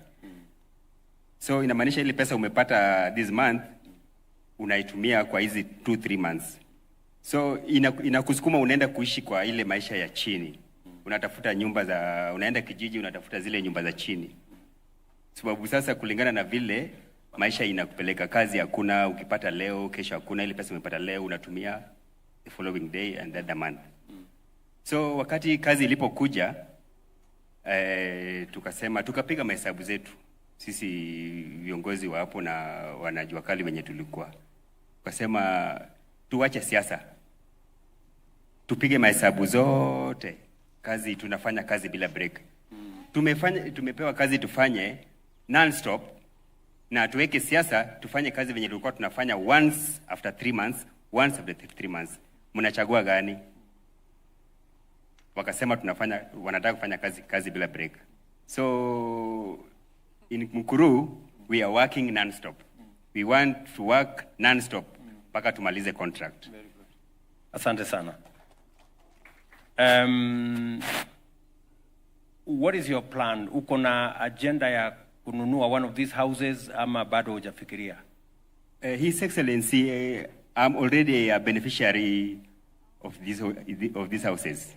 Oh, you're already a homeowner? I'm already a homeowner. Unakumbuka nikisema nitaenda kuleta familia yangu kutoka nyumbani. Sababu niliwapeleka nyumbani juu ile maisha tulikuwa tunaishi. Ugonjwa kila wakati, nyumba zikiungua, access ya zimamoto inakuwa poor. So nikaona hii wacha tuende nyumbani, familia watoto wasome nyumbani. Then ndio nitajipanga polepole. Wewe ungangane Nairobi. Ningangane Nairobi. Lakini Mungu akatangulia mbele. Sasa familia iko wapi? Familia wako nyumbani na ngoja mtoto wamalize term and then niwalete sasa. Kwa sababu sasa mambo iko sawa. Mambo iko sawa kabisa Excellency. Okay, unalipa pesa ngapi kwa hii nyumba yako? Hii nyumba yangu nalipa 3800 Kenya shillings. 3800 Kenya shillings. At the same time, nyumba inabaki kwa yangu. Yes. Yes. Na pale ulikuwa unaishi, pale ulikuwa unapanga? Penye nilikuwa naishi hapa awali, nilikuwa nalipa nyumba 3500. Lakini poor drainage, nyumba ni mabati, in case of any disaster, access hata ya wenye wanakuja kutuokoa ni shida. Hata mtu anaweza kuja kutuokoa pale, ushtukie gas tena imelipuka tena pia kufia pale ndani. So ulikuwa unalipa 3500? 3500. Nyumba ya mabati. Nyumba ya mabati. Mahali hakuna barabara. Mahali hakuna barabara. Na nyumba si yako, ni kupanga, ni rent. Na kupanga ni rent, unanunua maji kila mtungi ni 10 shillings. Unalipa zile stima unalipa ni ile illegal connection yenye stima ikipotea ikirudi inarudi na kisirani. Inachoma kila kitu. TV yako unasikia imelipuka, radio imelipuka, ukiweka charger kwa nini imelipuka nao. Excellency. Sasa umetoka hapo, sasa uko 3800 nyumba yako. Nyumba yangu Nikifika pale, saa hizi venye tunafanya kazi, naweza fanya kazi mpaka late hours. Saa zingine ninachukua Uber ya motorbike ama gari. Wakifika pale wanauliza, kwani unaishi wapi? Unanipeleka this time, where are we going? Anauliza, no, I'm staying here. Are you staying here? Unaniambia unaishi hapa? No, hebu nipe namba yako. You'll connect me. No shortcut. Just go to boma yangu, open account, deposit. Yaani ule mtu ya kukupeleka nyumbani anashangaa, anaona kama umepotea. Anashangaa, anaona kama nimepotea. Kwa sababu mbele hakuna kijiji. Akiangalia hizo nyumba, construction inaendelea. Na hizi zingine zimemaliziwa, lakini aone kama watu wanaishi ndani. Nao anauliza, unaenda wapi? Ambia nimefika. Na unaishi wapi? Naishi kwa hizi nyumba. So wacha tu tumalizana, nikulipe urudi. Unaishi kwa hizi nyumba mpaka wanafika mpaka kwa gate, wanaona kama ni kama unaingia kweli ama naingia ndani. So just ni wako kwa gate, wananifungulia gate, naingia, naacha akipiga kona akirudi. Lakini ndio apige kona na niangalia mpaka aone kama naingia kwa nyumba kweli. Kwa sababu hawaamini ati mtu ya kufanya kwa workshop ya jua kali ati anaweza hii workshop, hii kazi yetu ya welding, watu walikuwa wanaona kama ni kazi ya chini sana. Mtu hawezi piga hatua. Na venye ulikuja na hii program, His Excellency, we are really thanking because imetuinua in the real sense. Saa hizi nikikuja nimekutana na PS pale nje. Akaniuliza, Odhiambo, ni wewe ama? Ananiangalia venye aliniona last time, niko tofauti. Yeah. Niko tofauti kabisa. So it is really true that this program ilikuwa ya kutinua kutoka pale chini kwenda pale juu. Na ni maisha imeitunia ukweli, because ukipata maji unalipa, ukipata stima iko pale, ukipata saizi nikitoka hata nikisahau kufunga nyumba kifuli, nikisahau, sina ile ya kwamba nitapata TV imeenda, radio imeenda, mattress zangu zimeenda. Mtu akikuja kuguza mlango yangu hivi, CCTV iko pale inamuona. So niko na full confidence kwamba nyumba yangu iko safe. Iko safe. Then parking kuna nafasi kubwa sana ya parking. Playground ya watoto iko. Soko iko. Now we are living in a very, very good environment. Asante Steve. Tupigie Steve kofi kwa sababu Your Excellency, wakati ulisema there is no application form to be born in a slum. And nobody chose to live there. But I think what you've done is given them a chance to live in dignity. I think you can see even the joy ambayo Steve akonayo. So nataka tu tuongeze speed kidogo pande hii, niongee na rafiki yangu Mwema hapa hivi. Mwema has a beautiful story, na lakini leo ndamwambia afupishe kidogo kwa sababu huyu Mwema, Your Excellency, hao ndio walianza ile jua kali ya kwanza pale Park Road. Mwema sasa ni homeowner, na kuna mahali tu ningetaka, kwa sababu wao wameongea mambo ile kandarasi wamepata ni the rest of the jua kali, the 11 billion shillings. And Your Excellency, sasa hawa wanajenga nyumba Uganda. Wako Uganda saizi, wanapeleka dirisha Uganda saizi. So this program, it's not just about the houses in Kenya, lakini Bwana Mwema, in 1 minute. Hello. Mheshimiwa Rais, CS, Governor, wananchi wote, amjambo. Asante sana Mheshimiwa Rais. Mimi majina yangu naitwa Peter Mwema Mudhaka. Mimi ndio naongoza hiyo kikundi inajiita Jua Kali Contractors Organization. Odhiambo na Peter ni wanachama na wamesaitika kama saa hiyo. Odhiambo vile anasema hiyo kazi yake, sisi ndio tunamtafutia pesa na kumfundishia mafundi kufanya. The same Peter ilikuwa kwao, tukaona vile wanafanya, because we are the first guys who trained by the China state, na tukanjua vile tulikuwa tuna report straight kwa mbosi hapa PS, lakini ametuletea mambozi wengine wakali. Kwa jamaa hata kama saa 9 wamelala anakupikia simu, akipata chuma ile umetumia ni mbaya, anaitwa Engineer Baron, ako pale. Yule ndiye anatuangalia kama ile mambo umesema ya chuma kama imeingia ile inatakikana. Yeye ndiye anahusiana na hiyo maneno. Yes. Huyo halali, huyo amenisumbua mpaka saa 9. Chama ni uko wapi? Hebu amka tukaangalie kazi. Tuko na watu wengine wale wametusaidia. Kings Kifuri ako hapa. Huyu tunafanya naye daily. Tumepewa yeye na PS, huyu ndiye atuangalia. Mafundi wote wakiregister, wale wako na shida wako na sisi tunawatafutia. Tuko na mpango mzuri ule umeanzishwa because hapo before banks ilikuwa zimetuongopa. I think tulikuja State House tukakuelezea. Sasa hii unajua hiyo banks na tutafuta sasa. Kulienda hivi wakati tulikuja State House atukaambia PS na wewe kama tunashinda sana ya finance. Because hii mpango yetu haikuwa inaonekana kama itafaulu. Sasa ndio watu wameanza kuamini kama imefaulu.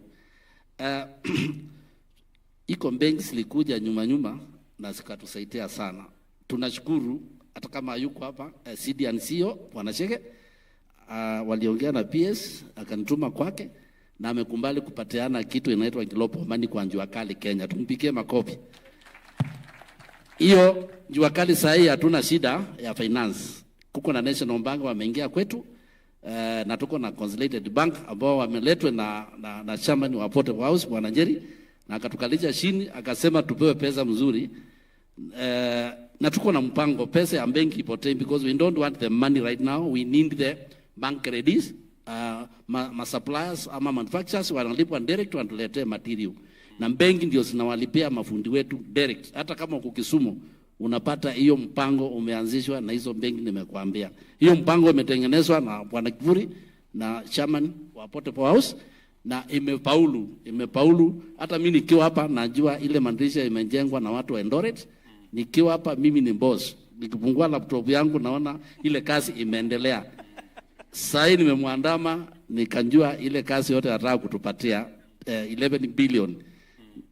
Nimemwambia machamani wangu wote wale wako hiyo area wakuwe ngangari because na watumia report na nawaambia saa hii ametufanyia mzuri because tulikuwa tumebinywa sana na contractors kutulipa walikuwa wanatuchelewesha. And now the PS himself akaona hiyo shinda, tukienda mlango kwa square meter tunavinywa. Akaona yeye akatuambia sasa atakuwa anatupatia kazi direct yeye.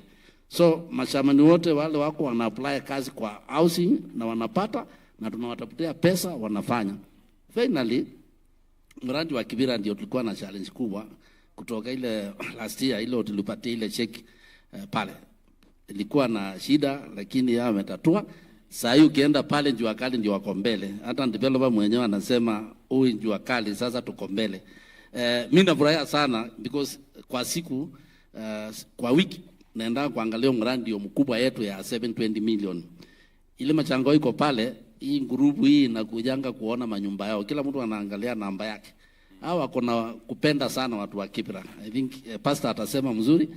Pastor ndio chama ni kule tunasaidiana na yeye ndio tumalize hiyo mradi in time ndio watu waingie manyumba waache kuleta shida ndio tuende zone asante sana. Thank you so much. Okay, pastor usifunge na maombi lakini tuambie kwa kifupi tufunga baadaye. Your Excellency, I will bring this thing to on two grounds. Less than 1 month after you being sworn into the office and you came to launch the program, I saw the light at the end of the tunnel. Immediately, we began to encourage our people in Soweto East B to begin to save. The difference between us and other projects that are being undertaken under the affordable houses, ours is purely social houses. But our people are already saving for the house. Example, I've already saved the 10%. I'm waiting for my house. My sister here, wacha niongee kwa Kiswahili, mimi ni mse wa kukam Kibera, prezo. Mimi ni mse wa kukam, niliingia Kibera nikiwa na 20 years. So nimekuwa Kibera for 26 years. Huyu ni mzaliwa wa pale. Amesoma pale, wameishi pale na wazazi na wajua ni watu wa pale. But already kwa sababu ya kukua optimistic about the program, she has already saved the 10%. And that is why majority of Soweto people are waiting for their houses. Sisi hatupigi siasa president, tukisema itakuwa no. And I'm not saying this to please you in the presence of these people, but the truth is that over 4,000 people in Kibera, Soweto East, Zone B, have already saved the 10% and they're waiting their house. Recently, the president visited us 2 weeks ago. And already we are doing a program for Zone C and Zone D, which has an equivalent of around between 12,000 and 14,000 people. And the houses that are going to be constructed there are 15,000 units. So if you calculate 15,000 units by a household of 7 people, kwa sababu kwa kijiji sisi tunazaa, hatujui kupanga uzazi. Mimi kwetu tulizaliwa 11, mimi nimezaa watoto 7, Adisa hapa wako 9. So ukiangalia president, the ripple effect of the houses you are building, bila kuweka siasa, this is a great impact. And I want to finish on this note, Bwana PS and Bwana President. Some of us, our parents, hawakutuachia manyumba ya kuinherit. And so when we see you building these houses, we really want to buy these houses because these are the things, manyumba ambazo tutachia watoto wetu. If you tell me to buy a house in Runda, I can't afford. You tell me to buy a house in Utawala, I cannot afford. But if I can pay a 10% of 150,000, and then the next 20 years, I'll be servicing a mortgage of 6,000 kwa 2-bedroom houses, kwa under social housing program, 6,000 per month for the next 20 years. Hata Mungu akinichukua leo, si yule kijana wangu daktari ambaye ni mkubwa, si ataendeleza hiyo kulipa hiyo mortgage. And so my late father passed on and he left me a grass-thatched house. I come from Ugenya West in a place called Ukwala. And thank you, Mr. President, for considering nilionyesha mali unataka kuweka affordable housing hapo kwetu Ukwala. And I want you to know, when he passed on, he left us nothing. But today, I'm sure, because I'm a beneficiary, number A82, if you go to the slum upgrading department, our director is here, Madam Mary Ndongo, you will go and click, na utapata Stephen Odhiambo Baraza, structure number A82, I am the owner. I already done the 10%. So thank you, Excellency, Your Excellency, for bringing that program. Last and not the least, when Zone A was being constructed, which was handed over to beneficiaries in 2016 by the Grand Coalition government, which you were part of it, they did 822 units. When the construction was ongoing, Bwana PS, sisi tulikuwa naona milango, madirisha ikiletwa. We didn't even know what the contract was and how much it costed to build those houses.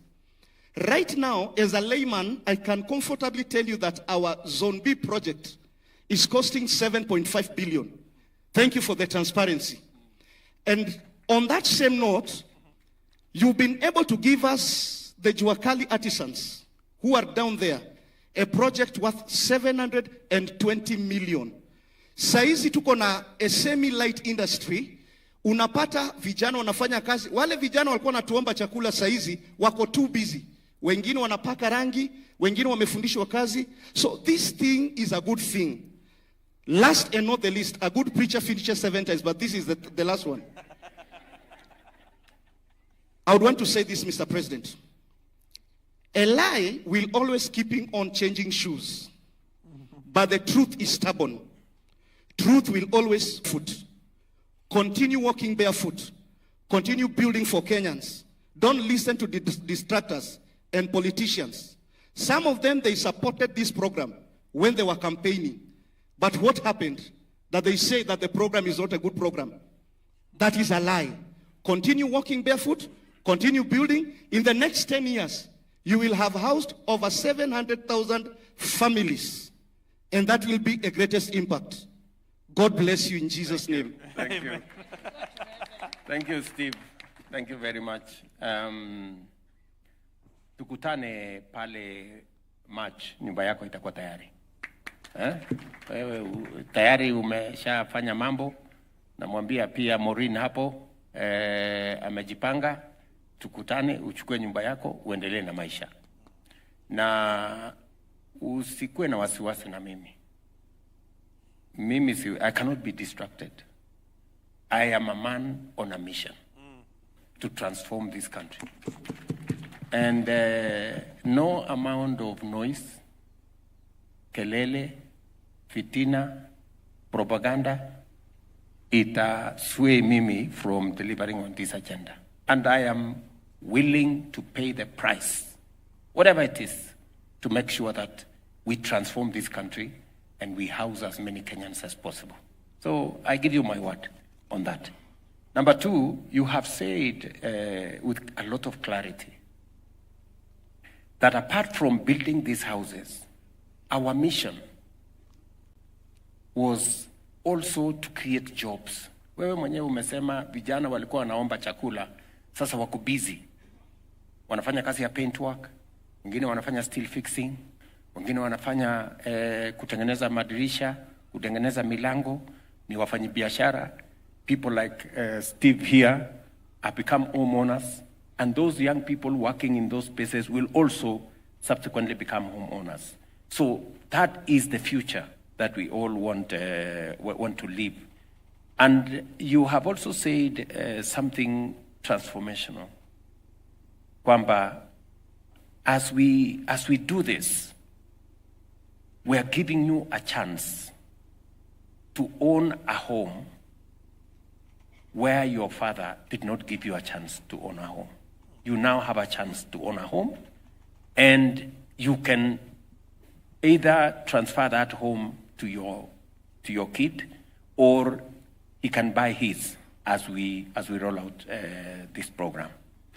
You have also said something is going on in Ukwala. I want to tell you, we are not only building the market in Ukwala, we are also doing affordable housing in Ukwala.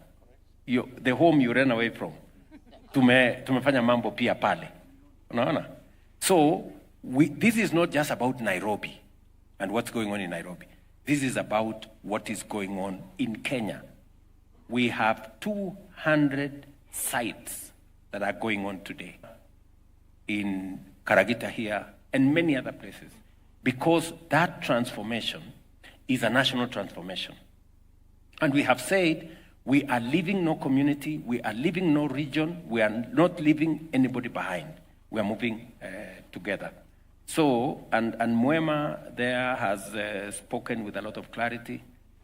One thing Pastor Steve here and Mwema have said is on what we are doing to make sure that even as we have the big contractors doing the big works, we have also been sensitive to know that there are small people, Juakali people, who many a times people don't pay attention to them because they are small people there. They are trying to make a window here, make 2 doors in a month, make 3 windows in a week. We were very deliberate in making sure that we agree with the contractors that as you do this job, the doors and windows and everything else will not be done by you. They will be done by the Juakali people. They will be done by the Juakali people because they are part of our society. And part of lifting people, part of this bottom-up agenda, bottom-up is not a slogan. No, it is reality. The person in the Juakali today who was making a door or 2 or 3 or 5 in a month, the Juakali person whose financial outlay, as Muhammad there says, was maybe 2,000, 3,000, 5,000, 10,000. Today, Juakali has a contract of, in Soweto alone, 720 million. 720 million is a contract for corporates, ordinarily. Big corporates. Now Mwema is reminding me, even them, they are now corporate. Which is actually just imagine how this program has corporatized what was Juakali. What small people who could not on their own, unless you pull them together, they couldn't handle such a big contract. Today, they are handling big contracts. My brother here, Peter, 18 million shillings. I am sure now, Peter, when we are doing the 2,000 units, that is going to be about. This is the reality that we envisaged in our plan to make sure that we're transforming Kenya. I want to ask you people in this audience, and those of us who are watching from wherever it is that we are watching, all the things that have been said here, from Maureen, to Lillian, to Peter here, to Steve there, to Jerusha here, to my dear sister Judy, all those things that have been said is the work of 2 years. Just 2 years. Just 2 years. Tell me, good people, what's going to happen in 5 years, in 10 years, in 15 years, in 20 years. This nation will change. This nation will change. And that is why we need to be patient with ourselves. We need not to be judgmental. You know, many people want a quick fix. Instant coffee is good, but there is no instant house or program like this. It takes time. It takes good planning. It takes good thinking. We've had to delay Peter. We've had to tell Peter here, wewe kwanza hii kitu bado haijaiva, wewe umeleta ikiwa mbichi. Rudisha hii dirisha, enda nyorosha hivi, enda paint vizuri, ndio kazi iwe sawa sawa. Kwa sababu hatutaki affordable housing iwe low quality. We want to keep the quality high. So this is what we must, and transformation of a nation, good people, doesn't take a flash. Transformation of a nation takes deliberate steps and a plan and patience and being meticulous. Most importantly, having the courage to make sure that we overcome headwinds and challenges and bumps, because that's the nature of any transformation. And so, I just want to tell the good people of our nation that I am very confident about the future. If this can happen in 2 years, just imagine what's going to happen in 5 and 10 and 20 and 30. And that is really what we need to look at as a people. There will be many more Jerushas here. There will be many more Steves. There will be many more of the people that we are seeing today. They may be a few people today, but the multiplier of time is going to get more of our citizens into this space. So I'm very happy about that. And I'm very proud about this moment. Thank you so much, Your Excellency. The joy is palpable. You can't fake this stuff. I know we've run out of time, and we're seriously out of time. And I still have our friends from the World Bank, who at least they made a speech. And I just want to just give you a minute each, World Bank and UN Habitat. For the World Bank, you've been a great supporter of the urban agenda. This program costs money. The biggest impediment to the success of this program is the physical infrastructure. In 1 minute, how do you see the World Bank partnering with us, to support this program so that we don't build houses without the physical, especially the big trunk? And then my brother Ishaku, 1 minute, please. The Constitution of Kenya talks about, in Article 43, talks about adequate housing. In 1 minute, can you just explain what adequate housing, because it is nowhere else defined in any law in Kenya, but Kenya is a signatory to some of the protocols in the world, including the one to adequate housing.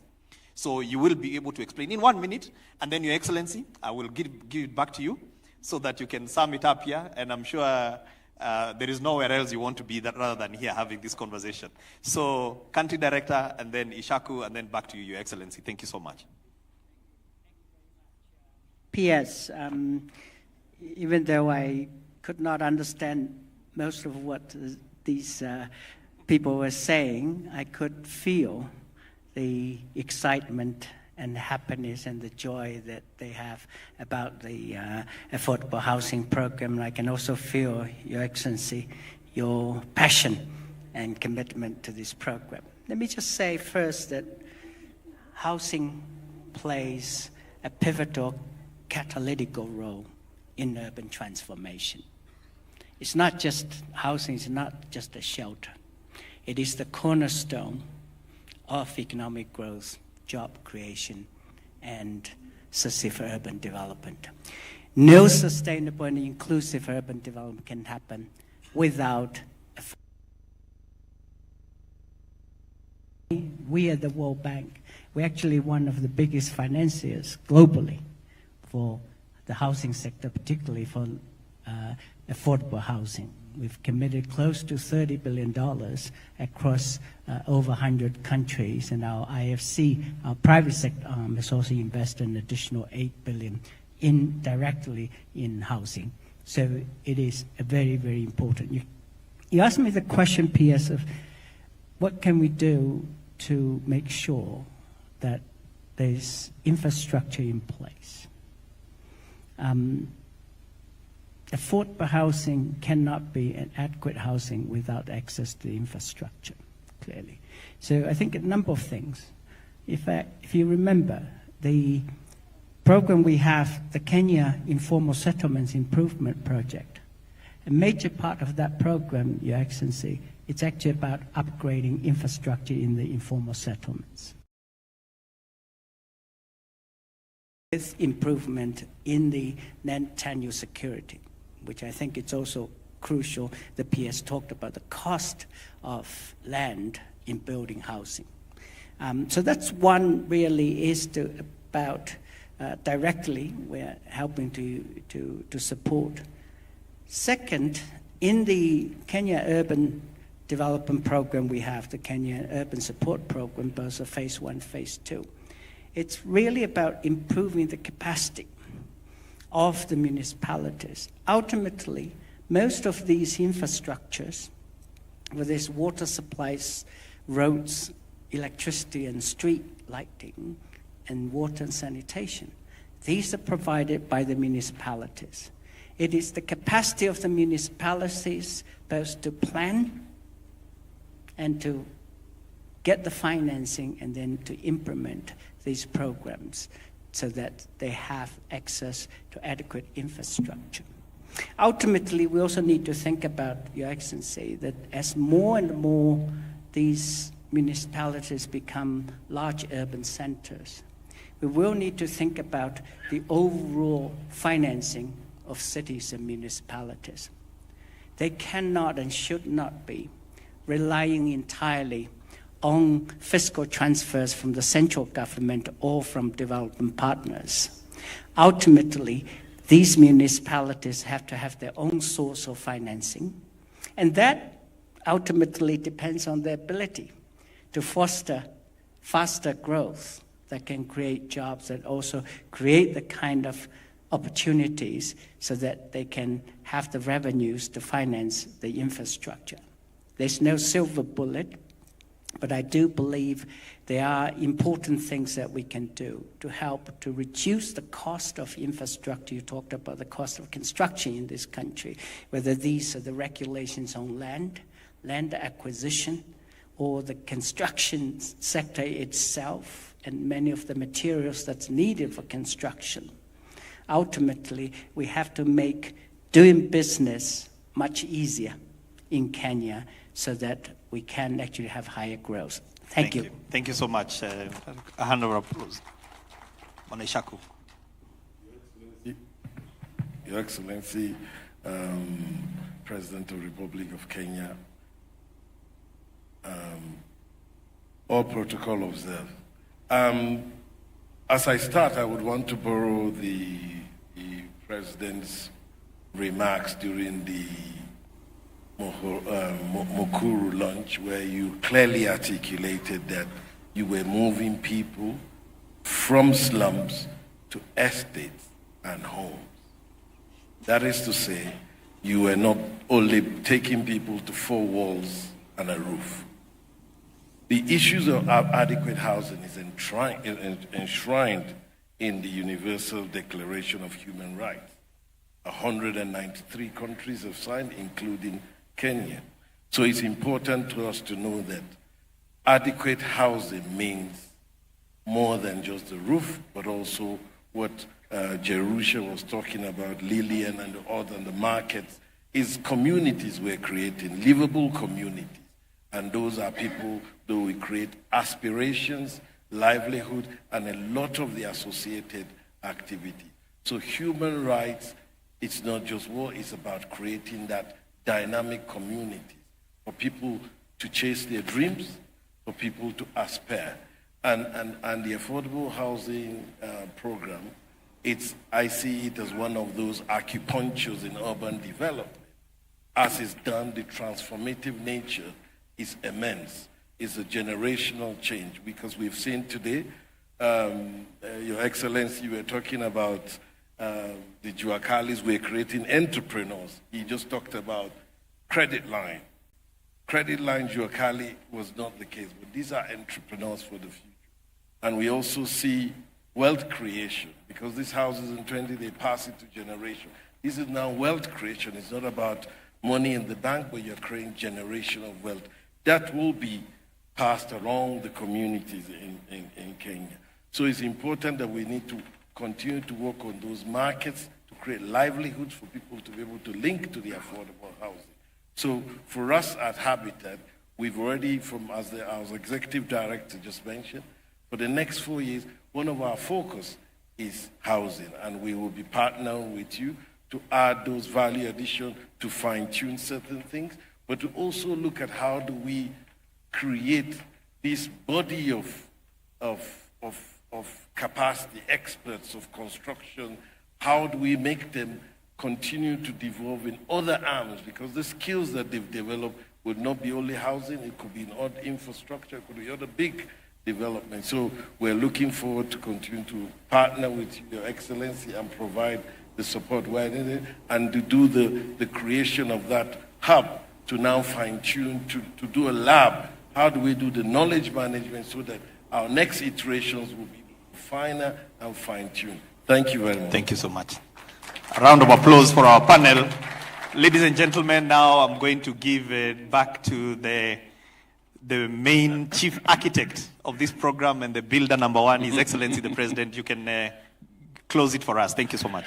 Thank you very much. I think this program would not be the success it is without the input of many people. I cannot claim to take the credit. Many people have put this together. The leadership of Alice and especially Charles here at the ministry, the people of Kenya, the people who make their contribution to the housing levy, their hard-earned money. They are the greatest transformers of our nation. They take the credit for what Jerusha is today, what Steve is, and all the good people who are here. But to thank also our partners. The World Bank here has been a solid partner. We had the first session of this meeting 2 years ago. They were here with us. They have worked with us under different programs, making sure that, number one, the planning is correct so that we avoid future slums by making sure that we support our counties to do the necessary planning, to provide physical infrastructure, as they have said, make sure that there are roads, make sure that they support our program in providing for physical infrastructure, and also for ownership, titling. They have supported our titling program, which again confers ownership to all the good people here. They will have a document which will signify their ownership of the spaces that they have. So World Bank, we want to say we are truly grateful. We look forward to working with you into the future as we, in the words of our UN rep here, Habitat, that we are making it better. We are working towards getting a hub so that what lessons we have learned today, we can use them to improve the output tomorrow. And progressively, that helps us to develop a better program, much more efficient, much more cost-effective, and better for the ultimate beneficiaries of this program, and also for the general good of our nation. And so, to everybody here, and I really sincerely want to thank all the people who have spoken here. You people are great, you know. I know Peter here has had to stop his work at the workshop. I don't know how he's going to earn his pay today. But thank you very much, and Jerusha, for making time, and my good friend Peter here from Bahati, and Lillian, thank you very much for doing the CHP work that you're doing. And Maureen, I know you're waiting, but your wait is not going to be long. And Pastor, continue to pray for us so that this can succeed. And to all the people of Kenya and all the leaders who we are working together, the counties have been phenomenal. My sister Susan and all the governors, you've been, helpful to the members of parliament who supported this program. They passed the legislation, they interrogated the program, they provide oversight, they make sure that we spend the money well. The committee and all the members of parliament, I really want to very sincerely thank them. And all the contractors, the Juakali people and the people who support this program. One strange thing about this program, and forgive me if I have taken too long to talk about this program, just forgive me. I am passionate about this. We can have this conversation for another 3 hours. I will be home with it. But to thank all the contractors, I was saying one major thing about this affordable housing and all the markets we are building, and for your information, we are not just thinking about our men in uniform, we are thinking about all the other contributors in this space. We're also thinking about our boys and girls, our sons and daughters in universities, TVETs, Kenya Medical Training colleges. We are building spaces for 177,000 young people in our TVETs, our colleges, our universities, because we also recognize that some of our sons and daughters in these institutions live in conditions that are not good. And that is why we have a program to do hostels for them. They will be able to pay maybe the same amount they are paying in the informal settlements where they are staying at the moment, but they will now be in very decent shelter. The thing I was saying is, the most strange thing is none of the contractors in this space comes from outside Kenya.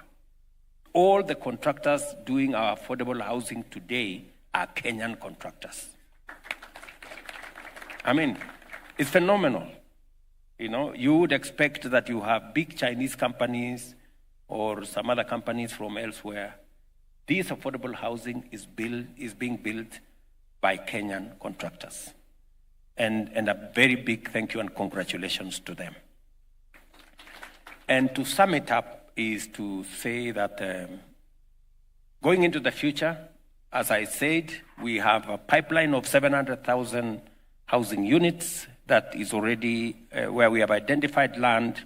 We are designing, we are working on improving from what we have today, learning what different configurations of housing that would make much more sense to more Kenyans.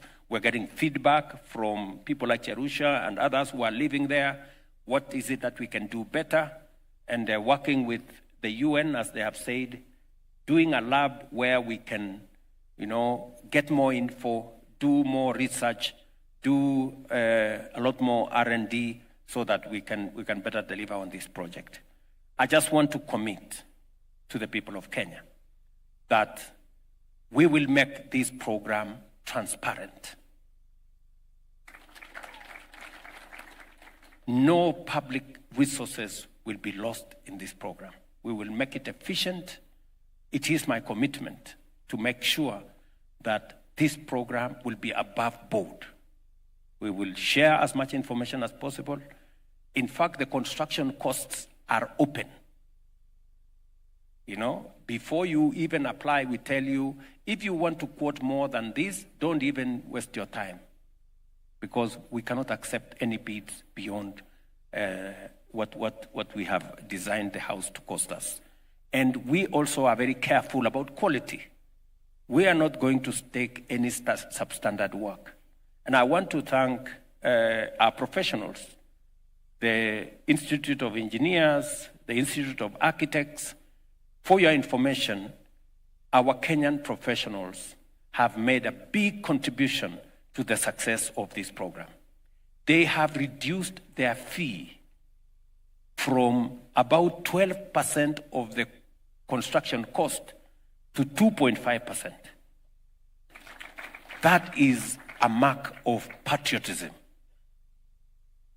Because of the scale of what we are building, we negotiated with them. And I want to say this so that Kenyans can know that we have some patriotic Kenyans out there.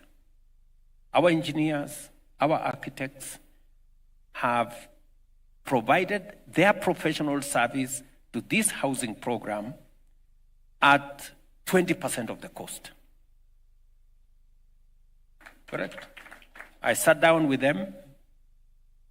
They looked at me in the eye. I looked at them in the eye and I told them, look, we are giving you a big job.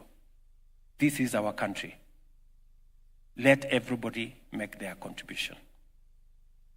They are the heroes of this project, those professionals. And they have kept the standards. I must commend them. They have kept the standards. And I want to tell them to continue making sure that the standards are high and we are not building anything that is substandard. And to finally tell the people of Kenya of my commitment, I will not allow anybody to define me in terms of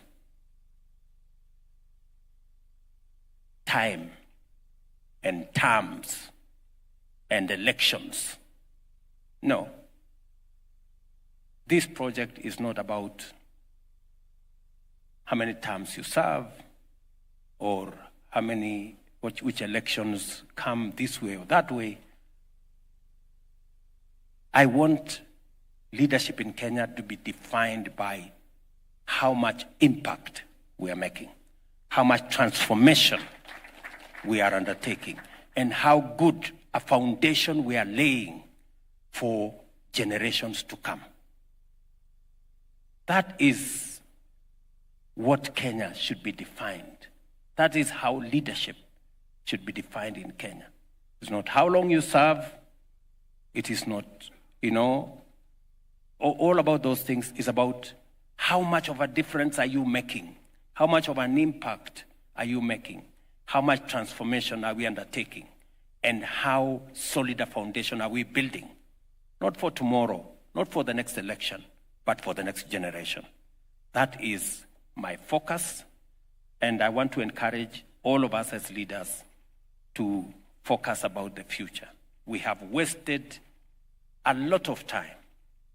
We have wasted eternity chasing the next election, chasing the next most popular thing, and in the process, our country has suffered.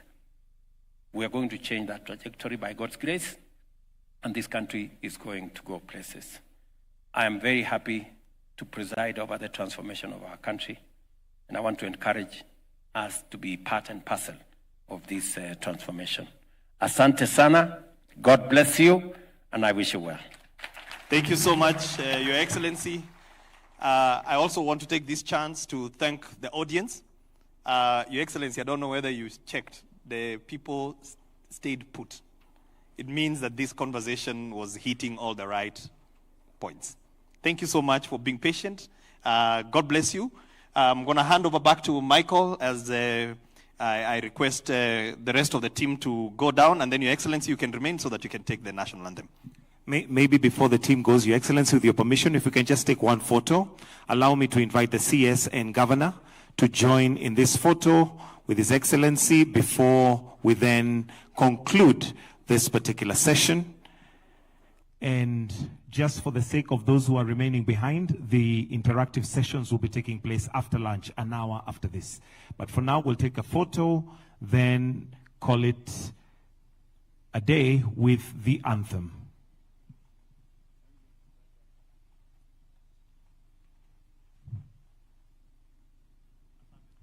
We'll request that everybody else gets off stage. We leave His Excellency to take the anthem as our closing prayer this afternoon. Let us all be upstanding as we will now wind up with the national anthem.